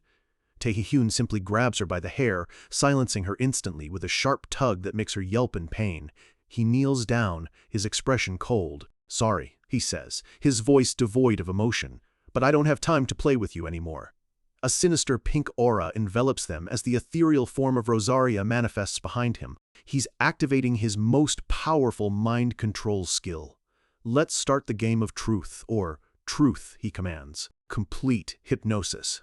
His voice echoes directly in her mind, demanding to know how many have infiltrated and what their purpose is. Malena's eyes go wide with horror as she feels her will being crushed. Her resistance is futile. The symbol of the succubus burns in her pupils, her mind now completely open to him. She begins to speak, her voice a monotone drone. There are 20 infiltrators, including 5 S-rank members. Their purpose is to sabotage the labyrinth raid. The hypnosis digs deeper, pulling out a memory of a single, blood-soaked flower. A vision of a young woman, a past victim, her face frozen in fear. A close-up of a bloody knife, held by a man with distinctive stitches on his face. And then, the final piece of the puzzle. Their primary mission is to kill the Guild Master of Undivided, Kwon Kang-yuk. The image from her memory is clear: Kwon Kang-yuk, ambushed and held at knife point by his own trusted Vice Guild Master. With the information extracted, the hypnosis fades. Taehyun stands up, leaving the now empty shell of Malena on the ground. Her mind is completely broken, her body motionless. The S-rank villain, Triple Magician, has been neutralized. Taehyun processes the new information. 5 S-rank villains, he murmurs. I'm pretty sure there were only 3 before I regressed. He recalls the other changes. His presence, his very existence, is creating ripples in the timeline, making the future he knows more unpredictable. He wonders if it's because of him. Shaking off the thought, he turns to the stunned Sung-hoo. "Anyway, now that we know their objective, let's join Kwon Kang-yuk." Sung-hoo snaps to attention, stammering, "Ah, yes, sir." As they walk through the dense jungle, Taehyun leads the way with a calm confidence that seems completely out of place. Sung-hoo follows behind, his mind a mess. He can't believe Miranda was a villain. But if she was, did player Kim Taehyun know from the start? Taehyun speaks up, explaining their situation. "The way out of here is simpler than you think. This place seems different, but it's still part of the labyrinth, he continues, walking with purpose. So then, Taehyun points towards something bizarre standing in the middle of the jungle, a modern-looking door. There must be a passage that's connected to another space somewhere. He explains that if they keep passing through these random doors, they'll eventually find Kwon Kang-yuk. Just as Taehyun reaches for the door, Sung-hoo calls out, "I have one question." Sung-hoo's frustration finally boils over. Why didn't you tell others about this? He quickly apologizes for doubting him, but presses the point. If you had told the guildmaster about the villains from the start, this wouldn't have happened. He looks at Taehyun, demanding an answer. So why? Taehyun turns away, looking toward the door, leaving Sung-hoo hanging for a moment. Then, without even looking back, he delivers a stunning reply. I already told him. Sung-hoo is completely floored. What do you mean? Sung-hoo asks, utterly confused. Taehyun just shrugs. Believe it or not, it's up to you. He opens the door, pausing just before stepping through. But Kwon Kang-yuk already knew about it. The scene shifts. In a desolate, snowy landscape, a bloodied sword flashes through the air. Kwon Kang-yuk stands surrounded. But his opponents aren't monsters. They're his own guild members. Two more men approach, their weapons ready. These are faces he's fought alongside. The Vice Guild Master, the man with the stitches, walks calmly through the snow, a knife in his hand. Kwon lets out a low chuckle. What are you guys doing? This joke is going too far. He looks directly at his second-in-command. Isn't that right, Vice Guild Master? The man just smiles coldly. A joke, you say? Suddenly, his secretary is thrown through the air by an unseen force. Guild Master, she cries out. The Vice Guild Master lunges, bringing his knife down on her. Kwon moves in a flash, taking the blow meant for her, grunting in pain as the knife digs into his shoulder. He shoves his secretary behind him, shielding her with his own body. She screams his name, terrified. Kwon just grits his teeth.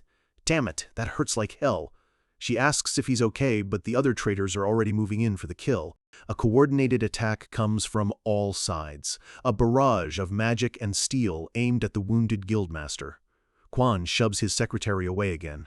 Stay back, Secretary Kim, he roars. His eyes glow with a furious purple light, his body radiating an immense, wild energy. The blessing of the beast skill activates, his muscles swelling as his power surges.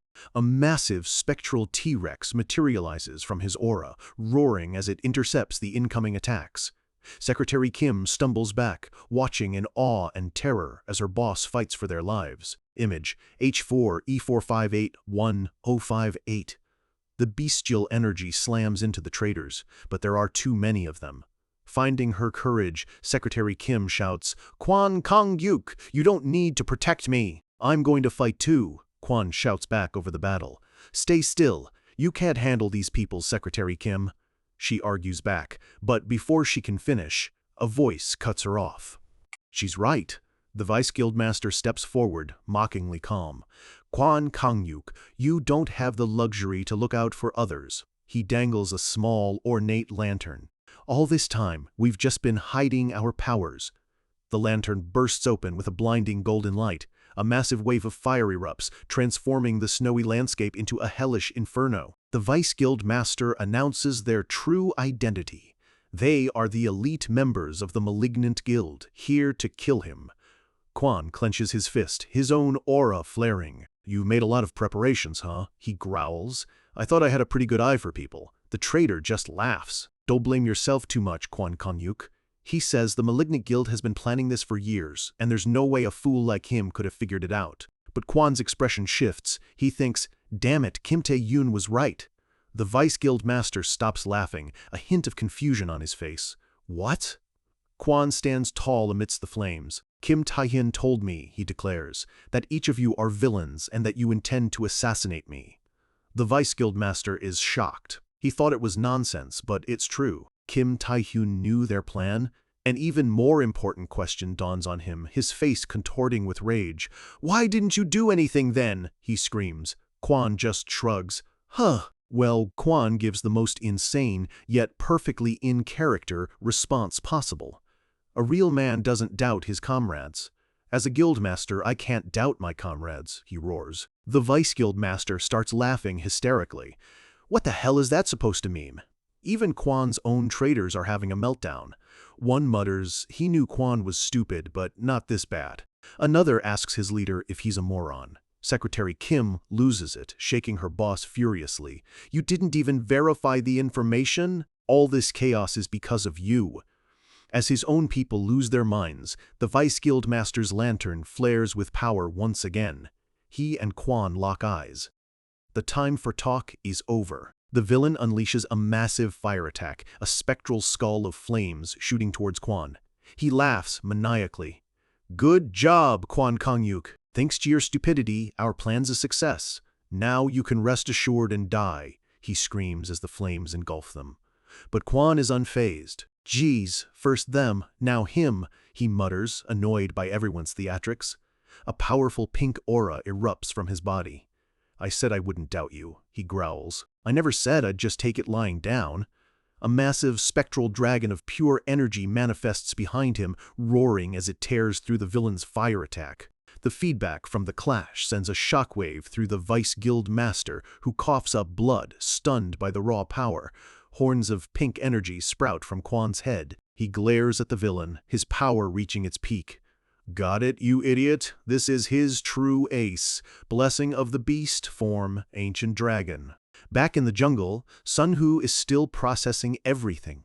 So the guildmaster knew and still let them be? Tae-hee-hyun simply replies, "If you don't believe me, ask him yourself later." The battle for the labyrinth has truly begun, with betrayals revealed and hidden powers unleashed on all sides. In a dark, cavernous hall, a critical conversation unfolds in a memory, one that decided the fate of this entire raid. We see Taehyun confronting Quan Kongyuk, his voice sharp and urgent. Taehyun lays it all out: the betrayal, the assassins, the plot to kill him. "Are you saying you'll just take it lying down even though you know about it?" he demands. Quan just turns his back, letting out an annoyed sigh. But Taehyun presses on. "You don't think you've seen all my power, do you?" he asks, hinting at the strength he used to defeat Quan. Quan's expression softens slightly. He looks over his shoulder, a hint of his signature grin on his face. "Don't worry," he says. "I said I believe you, but I never said I'd just take it lying down." Back in the present, we see the proof of his words. The lead traitor lies broken in a crater, utterly defeated. His eyes are rolled back, his body limp. Quan didn't just take it, he hit back hard. Just then, a portal door shimmers open. Taehyun and Sunghu step through, their eyes widening at the scene of devastation. Taehyun looks across the snowy field, taking in the aftermath. The traitors are dealt with, but the raid is in shambles. Unbelievable, he thinks. Quan, battered but victorious, bursts out laughing. "Kim Tae-hoen, you're just getting here now?" he jokes. Taehyun watches as several more portal doors flicker and vanish. Their only way out is gone for now. Quan asks if he saw any other guild members. Taehyun shakes his head. "No," he replies calmly. "I saw a few while passing through the spaces." A memory flashes by. Other guild members begging for help as Taehyun and Sunghu simply ran past. He explains he just passed them, and Quan can't hide his disapproval. "You're quite cold-hearted, you know." Taehyun ignores the comment and gets straight to the point. "So then, what are you planning to do now?" Quan turns, his bravado fading as the weight of the situation finally sinks in. "What else can I do?" he says with a sigh. "It's frustrating, but we'll have to retreat for now." Taehyun agrees. There could still be more villains lurking, and the real boss still hasn't appeared. Quan looks at his wounded state. Escaping before they suffer more damage is the only logical choice. He looks at Taehyun, his pride giving way to regret. "Sorry, Kim Taehyun," he says, his voice low. "If only I hadn't been so stubborn." Taehyun's reply is blunt. "As long as you know that, be careful next time." Quan is stunned into silence, then explodes with rage. "I went out of my way to apologize, and you," he yells, his secretary desperately trying to calm him down. Internally, Taehyun knows this was the right call. He might have wasted his time, but retreat was the only option. He'd shared all the information he had, but Quan still suffered heavy injuries because the future had changed. He only has pieces of the puzzle now. He resolves that giving up is the correct move.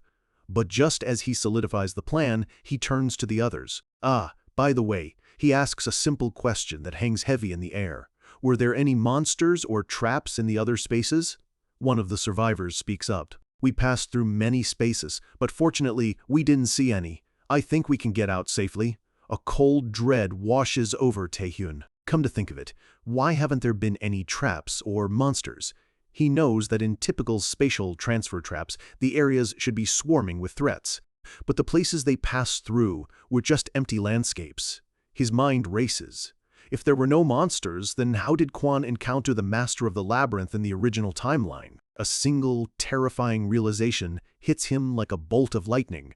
This isn't the trap he remembered. Something is fundamentally wrong. The other survivors, oblivious, look at him, confused by his sudden panic. Even Kwon senses the shift in atmosphere, his expression turning serious. His eyes scan the horizon, and he sees it. What is that? A colossal figure descends from the sky, crackling with immense lightning. It's a regal, monstrous being carrying a giant axe. Its 6 red eyes glow with ancient power, its presence so overwhelming, it feels like the air itself is being crushed. The system reveals its identity, boss of the Minotaur Labyrinth, Grand Minotaur Queen, grade S+. The survivors are paralyzed with fear. No way! Is that the master of the labyrinth? Why now? The queen wastes no time raising her massive weapon. With a single, devastating swing, she unleashes a shockwave that sends everyone flying. Secretary Kim screams as she's thrown through the air. In the chaos, she sees their only escape route. The portal door get obliterated by the attack. Kwon roars in desperation. "Kim Taehyun!" Taehyun, already preparing a counter, yells back, "I know!" He summons his golden chains, ready to fight. His hand erupts with dark, draconic energy, a power stolen from a previous foe. He clenches his fist, focusing all his power for the coming clash. Taehyun launches his chains, trying to bind the queen, while Kwon, in his dragon form, charges in. 2 of Korea's strongest S-ranks launch a perfectly coordinated pincer attack. The Grand Minotaur Queen stands ready, her 6 eyes locked onto her opponents. The 2 forces collide in a titanic explosion of power. Kwon's draconic form slams into the queen's massive axe, the impact shaking the entire dimension. Taehyun's chains wrap around her, pulling tight as he descends for a strike. He lands a powerful stomp directly on her shield. But the queen is unfazed. All 3 attackers are thrown back by an invisible force. Image H6055. The shield on her chest glows with an ethereal light, absorbing their attacks completely. A beam of light shoots from the shield, striking a corpse lying on the battlefield. The corpse, a massive bull-like creature, begins to stir, its bones snapping back into place as it lets out a monstrous screech. Flesh and muscle regenerate in an instant, its skull reforming as it lets out a horrifying roar. The system announces the impossible. Revived by the power of the Grand Minotaur Queen, Tao King, grade S. Taehyun and Kwon stare in disbelief. The Tao King, another S-grade monster at this point, and it's not alone. All across the battlefield, more Minotaur corpses begin to rise. The survivors can only watch in terror as an army of the dead forms around them. "What's going on?" A deep, regal voice echoes through the dimension, speaking directly into their minds. "Those who wander our labyrinth. Ocuster. Those who disturb our slumber." Kwon grabs his secretary, trying to shield her from the overwhelming pressure. The queen looks down upon them, her voice calm and absolute. "Please don't worry and come forward. Your hostility, your malice, I shall resolve them all." She raises her hand, and the ground erupts, a wave of dark energy pinning everyone down, their bodies paralyzed by her immense power. Trapped, outnumbered, and facing a power beyond their comprehension, the raid has officially descended into a fight for survival. Trapped and surrounded by a horde of resurrected monsters, the survivors scream in terror as the Grand Minotaur Queen's power pins them down. But one man refuses to be held down. Kwon Kang-yuk's fist glows with the furious energy of his ancient dragon form. With a roar, he breaks free, throwing himself between the monsters and his defenseless comrades. Park Sung-hoo and Secretary Kim can only watch in horror as their guildmaster flies into the heart of the storm. At the same time, Tae-hyun leaps into action, his golden chains wrapping around the massive Tao King, trying to restrain the S-rank beast. The Tao King struggles against the chains, its red eyes burning with rage as it lets out a guttural roar. Tae-hyun pulls with all his might, straining to hold the monster back as he yells for Kwon Kang-yuk. Kwon unleashes a powerful breath attack. A torrent of draconic fire engulfs the Tao King in a spectacular explosion. The blast rips through the monster's body, charring its flesh. Kwon lands beside Tae-hyun, laughing triumphantly. "How does that taste, you cow-headed bastards?" But his laughter dies in his throat. He stares in disbelief. What? Before their eyes, the lesser minotaurs, completely unharmed, begin to regenerate in a swirl of flames. The fire seems to fuel them, making them stronger. One of the minotaurs lets out a deafening roar, its body fully restored. Kwon is completely stunned. What the hell? He and Tae-hyun are forced back on the defensive, dodging the relentless onslaught of the regenerated horde. Kwon takes a heavy blow, sent flying back by the sheer force of their numbers. He punches another monster, but its head reforms almost instantly. The monster lets out an angry growl, completely unfazed. Kwon lands, his face a mask of frustration. Damn it, as if there weren't enough of them, they even regenerate? He looks past the horde to the Minotaur Queen, the source of their power. Does he really have to take her down to kill them? But the Queen seems untouchable, an invincible fortress of power. The battle-loving Kwon Kang-yuk, for the first time, feels a sense of true hopelessness. How can he win? He knows they can't keep fighting an endless, regenerating army forever. He's at a loss. What should I do? He clenches his teeth, his mind racing, trying to find a way out. What choice should I make? A voice echoes in his memory. It's the association chairman, his mentor, telling him to make a choice. The memory takes him back to the chairman's office. The old man warns him that his dueling habit isn't sustainable. The chairman advises him to consider more than just a person's skills. Kwon had brushed it off, saying he wasn't the type to live his life doubting everything. That suits you, the chairman had conceded, but sometimes you need to doubt. His words were heavy with experience. He knew that sometimes you have to give up something to protect what's more important. His final piece of advice rings in Kwon's mind. Strength doesn't solve everything. The chairman told him that recognizing your limits and choosing what's most important, those are also the qualities of an excellent player. Back in his office, Kwon had just lounged in his chair, seemingly unimpressed. He'd shot back with a cocky grin. "Are you sure it's not just because you're weak, old man?" But now, in the heat of a truly unwinnable battle, those words come crashing back. "Damn it," he mutters, narrowly dodging another attack. "It's my fault for not taking the old man's words seriously." He's trapped in an impossible choice. If he attacks the Queen, his comrades will be overrun. If he protects them, the Queen is free to attack. He grits his teeth, his heart pounding. No matter what, my comrades are dying. A fresh wave of power explodes from him, born of pure desperation. "You think I'll just stand by and watch?" He unleashes a massive blast of energy, but Tae-hyun suddenly appears beside him. Kwon looks over, surprised. "Kim Tae-hyun, what about you?" Tae-hyun's expression is fierce, determined. "I'm damn greedy," he declares. "I'll find a way to protect my comrades and crush those monsters to pieces." He turns to Kwon, his eyes blazing. "Screw making a choice. I don't know what you're talking about right now, but there is still a way to defeat the Minotaur Queen." Kwon stares at him, a flicker of hope igniting in his eyes. "Huh?" Tae-hyun explains the plan. The Queen's regeneration must have a limit. If they can force her to overuse it or find an opening while she's focused on her army, they might have a chance. Kwon's battle spirit roars back to life. "Kim Tae-hyun, you're sure, right?" he asks, grabbing him. Tae-hyun just grins. "Probably." The Queen watches them, sensing their resolve. "Have you made your decision?" she says, raising her axe. "What a pity!" Her shield glows, pulsing with power. "No matter what choice you make, Aven, the result will be the same in the end." The horde of Minotaurs surges forward again. They roar, ready to overwhelm the two S-ranks. But Kwon has made his choice. He looks to the sky, a massive surge of energy gathering in his throat. He unleashes a powerful taunt, a shockwave of pure provocation that washes over every single monster on the field. The queen seems amused. It's useless, no matter how many times you kill them with my power.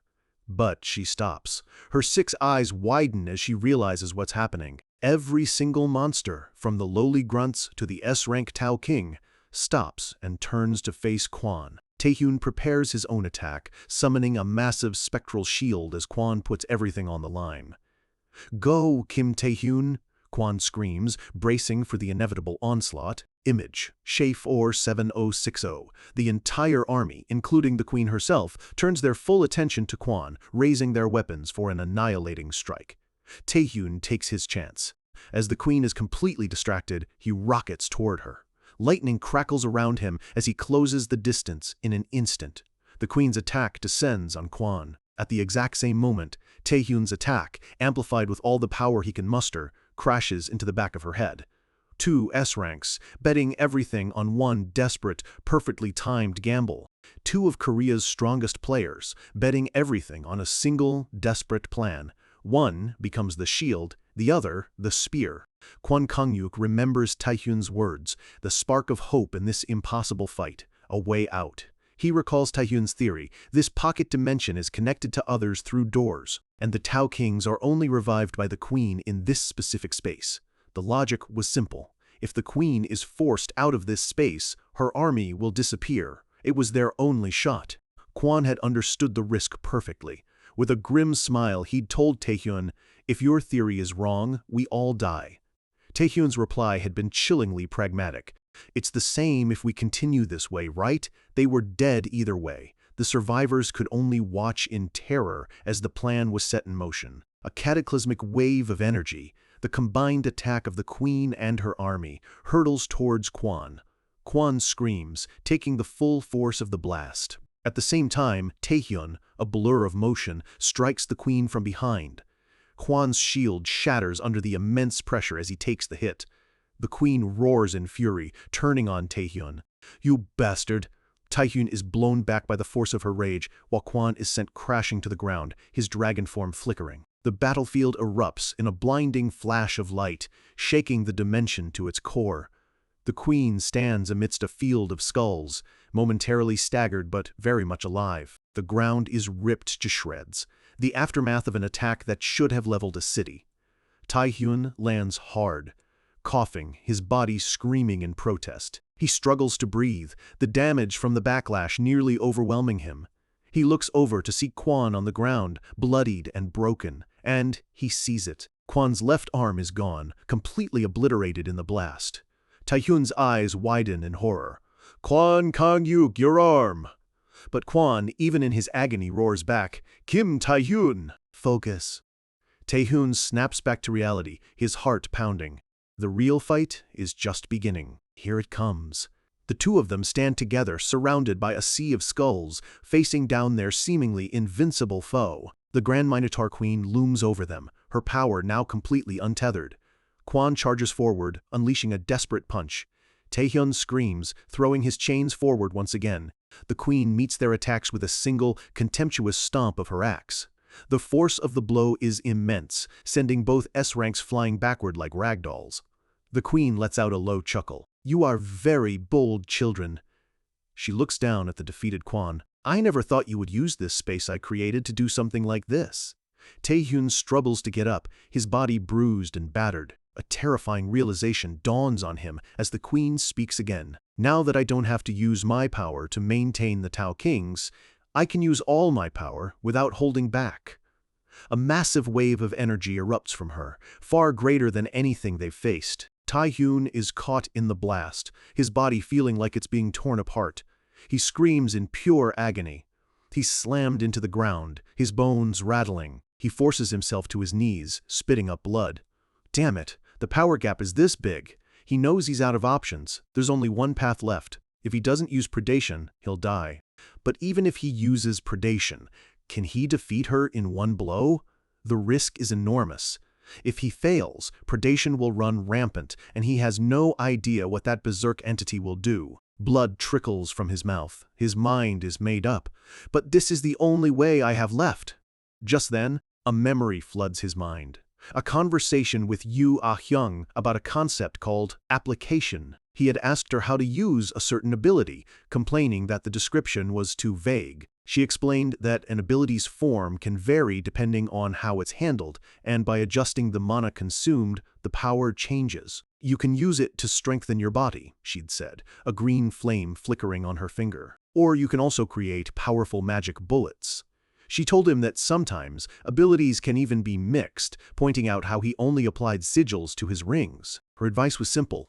If there's an ability that's not handled well, try using it as if you're lightly wrapping it around a weapon or another ability. A confident smile had spread across her face. I'm sure you'll be able to do it well. The queen attacks again, a massive blast of dark red energy aimed to finish him off. She's completely baffled by his sudden stillness. What? But Taehyun isn't frozen in fear. He's concentrating, lightly wrapping the chaotic energy of predation around his chains. The chains transform, now glowing with a sinister crimson aura, lashing out like living tendrils. The queen roars, "You brat!" As Kwon watches from the ground, stunned. Taehyun's eye glows red, his body wreathed in predation's power, but he's in complete control. The crimson chains move with impossible speed. The queen tries to block, but the chains are unstoppable, shattering her defenses with ease. They pierce through her axe and her shield, as if they were made of paper. The main chain, glowing with condensed power, drives forward. It slams into the queen's chest, punching straight through her body. The queen lets out a guttural scream of pain and disbelief. Taehyun looks up, a wild, triumphant grin on his face. He can feel it, the sensation of his predation skill devouring her life force. I knew it. Yua Hyung was right. He unleashes the full power, and a massive explosion of crimson energy tears through the queen, consuming her from the inside out. He finally understands. He never realized predation could change its form according to his will. It can be applied, just like any other ability. The queen lets out one last dying shriek. Taehyun knows he still understands very little about this unknown strength. But, he thinks, his eyes burning with red light, no matter what the predation is, he pulls, and the chain rips through the last of her, destroying her completely. I'll use it as much as I can. He has found a new path to power, one that will change everything. A violent storm of crimson energy, the pure, untamed power of predation, erupts and engulfs the Grand Minotaur Queen. The S+ ranked beast doesn't stand a chance. Its very being is consumed, disintegrating into nothing as Taehyun's attack rips it apart. With the queen gone, the dungeon's dimension shatters. Blinding white cracks spread across the darkness like a broken mirror. The pocket space she created, sustained by her immense magic, is collapsing in on itself. As the last of her power fades, the entire battlefield simply vanishes, returning to the void. Suddenly, back in the labyrinth's main hall, the scattered raid members are teleported back, appearing in a confused pile before the boss gate. They look around, dazed and disoriented, trying to figure out what just happened. Panic and confusion ripple through the group as they scramble to their feet, questioning where they are and how they got here. Park Sung-koo and Secretary Kim are there too, a flicker of hope starting to break through their fear. Then, two figures emerge from the shimmering light of the portal. It's Taehyun, holding up the battered form of Kwon Kang-yuk, who is now missing an arm. Both are covered in blood and grime, but they're alive. And on Taehyun's face, a faint, exhausted smile. Park Sung-koo stares, the reflection in his glasses showing the two heroes. It finally sinks in. It's all over. The quiet relief explodes into a triumphant roar from the survivors, shouting the names of their saviors. The raid members surge forward, their cheers echoing through the now safe dungeon as they surround the two men who saved them all. In the aftermath, the raid on the labyrinth was declared a massive success. The greatest treasure they found was a unique grade potion, the Spring of Vitality, an elixir that could dramatically boost a player's stats. But the potion was incredibly rare, so it was only given to the two with the highest contribution, Kim Taehyun and Kwon Kang-yuk. For Kwon, the powerful elixir couldn't restore his lost arm. Lying in a hospital bed, he grumbles to himself that it's better than nothing, but the frustration is clear on his face. The traitors who had infiltrated the raid were swiftly identified and captured, their assassination plot ending in complete failure. And for the heroes who survived, it was finally time for some well-deserved rest and recovery. One of the captured traitors tries to enjoy a day out with his family, but the shadow of his failure hangs over him, a constant, haunting reminder. And so, Taehyun, now fully healed, looks forward with a calm, confident smile. Kwon Kang-yuk, despite his injury, lets out a hearty, booming laugh, his spirit unbroken. Even Park Sung-hoo and his nurse share a quiet moment of joy and relief. The chaotic, deadly raid on the Minotaur Labyrinth had finally come to a successful end. And then, the world's attention turned to them, heralded by the flash of countless cameras. A sea of reporters swarms a press conference, their faces alight with anticipation. On stage is Kwon Kang-yuk. A reporter shouts, demanding he confirm what he just said about his future as a player. Another reporter presses, asking if he's truly retiring. Kwon grips the microphone, his expression hardening.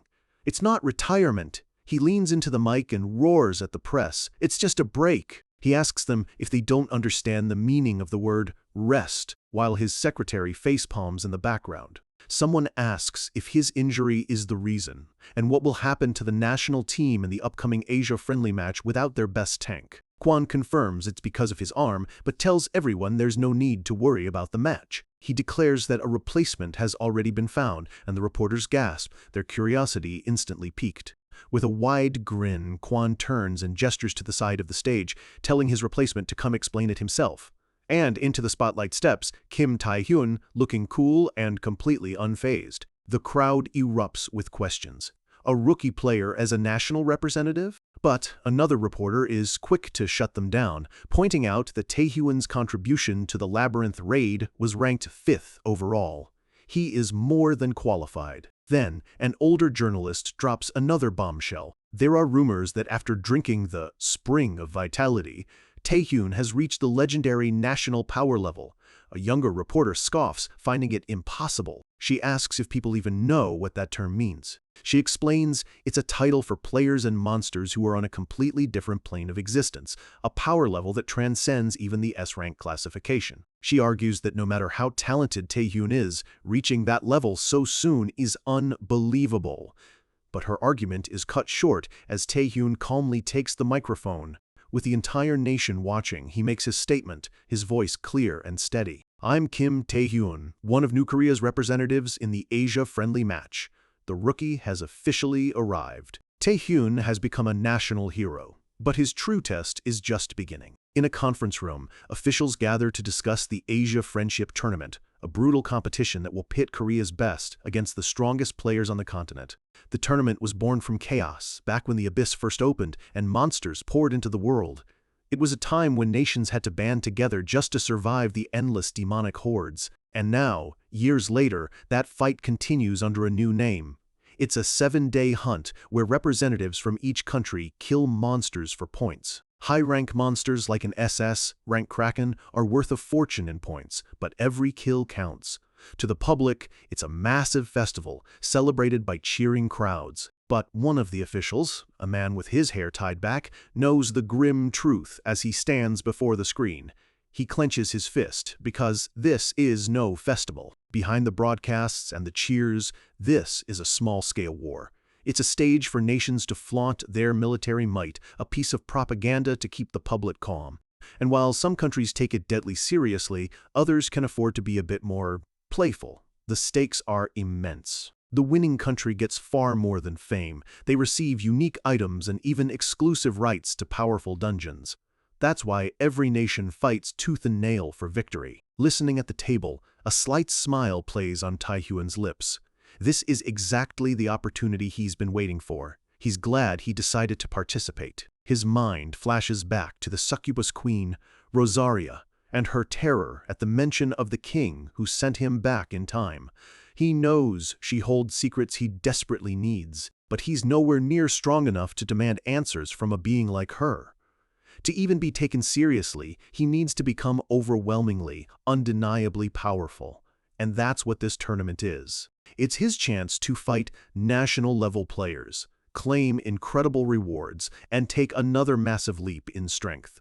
However, the official points out a serious problem with the new Korean team. With their strongest player, Kwon Kang-yuk, injured, and other top players unavailable, their roster looks weak. Taehyun is a rising star, but he's still a rookie on the world stage. The official gestures emphatically, stressing that they need a solid plan to make up for this gap in power. Just then, a woman on the team speaks up, suggesting the power issue might not be a problem. She brings up the rumor that Kim Tae-hyun has already reached the national level. The room falls silent. Every head turns towards Tae-hyun, their faces a mixture of shock and disbelief. The words hang in the air. National level strength. A tier of power that separates the great from the legendary. The room erupts with questions, but Tae-hyun just sits there, looking slightly awkward, and quietly says, "It's just a rumor."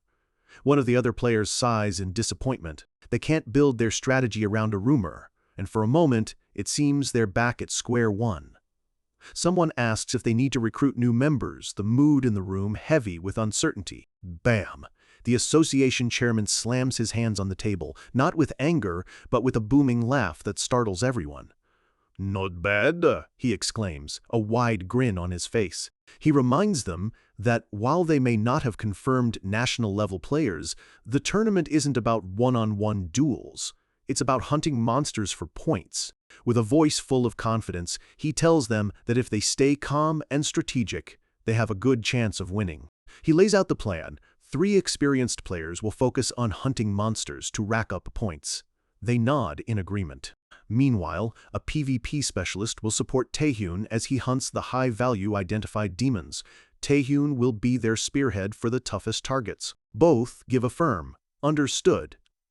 The chairman leans back, steepling his fingers with satisfaction. Then, for the Asia Friendship Tournament next week, I look forward to everyone's performance. The scene shifts to a massive, roaring stadium. The opening ceremony is underway, and the energy from the crowd is electric. Teams from all across Asia have gathered, from the Philippines to Vietnam and Singapore, all ready to compete. But among them, 2 teams stand out as the undisputed powerhouses: Japan and China. We see Japan's national-level player, the Demon Sword, Nakata Shinji. His cold gaze and hand resting on his blade say everything about his deadly skill. China, however, is on another level. They are the clear favorites to win, and for good reason. They've brought 3 national-level players: Blood Sword, Lu Ping, Swift, Kai Ming-min, and the imposing giant of a man known as Demonic Strength, Xie Xin. Back in a quiet living room, 2 people watch the broadcast with worried faces. They know Korea is at a disadvantage without Kwon Kang-yuk and just hope their Tae-hyun stays safe. Suddenly, their son, Tae-hyun's brother, leaps to his feet, furious. "What are you saying, Mom?" "Dad," he shouts, waving a fan sign with Tae-hyun's name on it. He passionately yells that now is the time to cheer, not to talk about losing. He reminds them of all the impossible things Tae-hyun has already accomplished. Then his motivation becomes a bit more practical. "For example, this house," he shouts. Tae-hyun bought it with his earnings. He even brings up his allowance, proudly declaring that he gets bonuses every time Tae-hyun clears a dungeon. His parents just stare, completely deadpan. His mom wonders if he's getting worse, while his dad calls him a sly, despicable opportunist. Ignoring them, the brother turns back to the screen, cheering loudly before his voice drops to a genuine whisper. "Just take care of yourself." Back at the stadium, a woman in an elegant black dress purposefully walks through the crowd, heading straight for Tae-hyun. She stops right in front of him. "You must be Kim Tae-hyun," she says smoothly, "the youngest S-rank player in New Korea." Tae-hyun turns, a bit surprised. As flower petals seem to drift around her, she mentions that he helped them with the East Point incident. A flicker of recognition crosses Tae-hyun's face. He knows exactly who she is. It's a beautiful woman with long pink hair and a calm, knowing smile, an oasis of grace in the chaotic crowd. She gives him a slight, challenging smirk. "I was going to handle it myself, but by the time I arrived, everything was already taken care of." This is Japan's national-level player, the Saint, Yoshikawa Surara. Tae-hyun's mind races. So that's her. In his past life, the Saint was the one who resolved that incident. Considering her unique abilities, it makes sense why it was handled so quietly back then. She continues, saying she wanted to thank him in person, which is why she sent him an invitation to meet.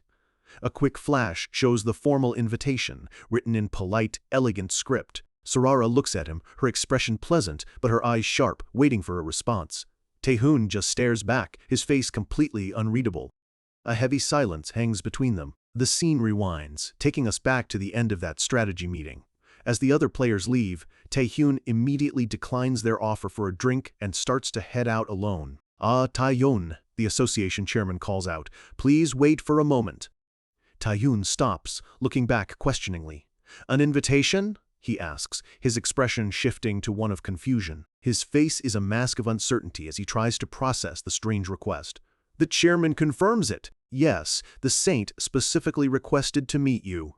He explains that she is one of the few people in the world with an extreme regenerative healing ability, adding with a hopeful tone that she might be able to treat Kwon Kang-yuk's arm. He looks at Taehyun, suggesting that meeting her before the tournament might be a good idea, and asks what he thinks. Taehyun's response is instant, cold, and absolute. "I'll decline." The deputy manager, Ko Tae-wook, loses his composure. "Why?" he shouts, reminding Taehyun that Kwon was injured protecting him.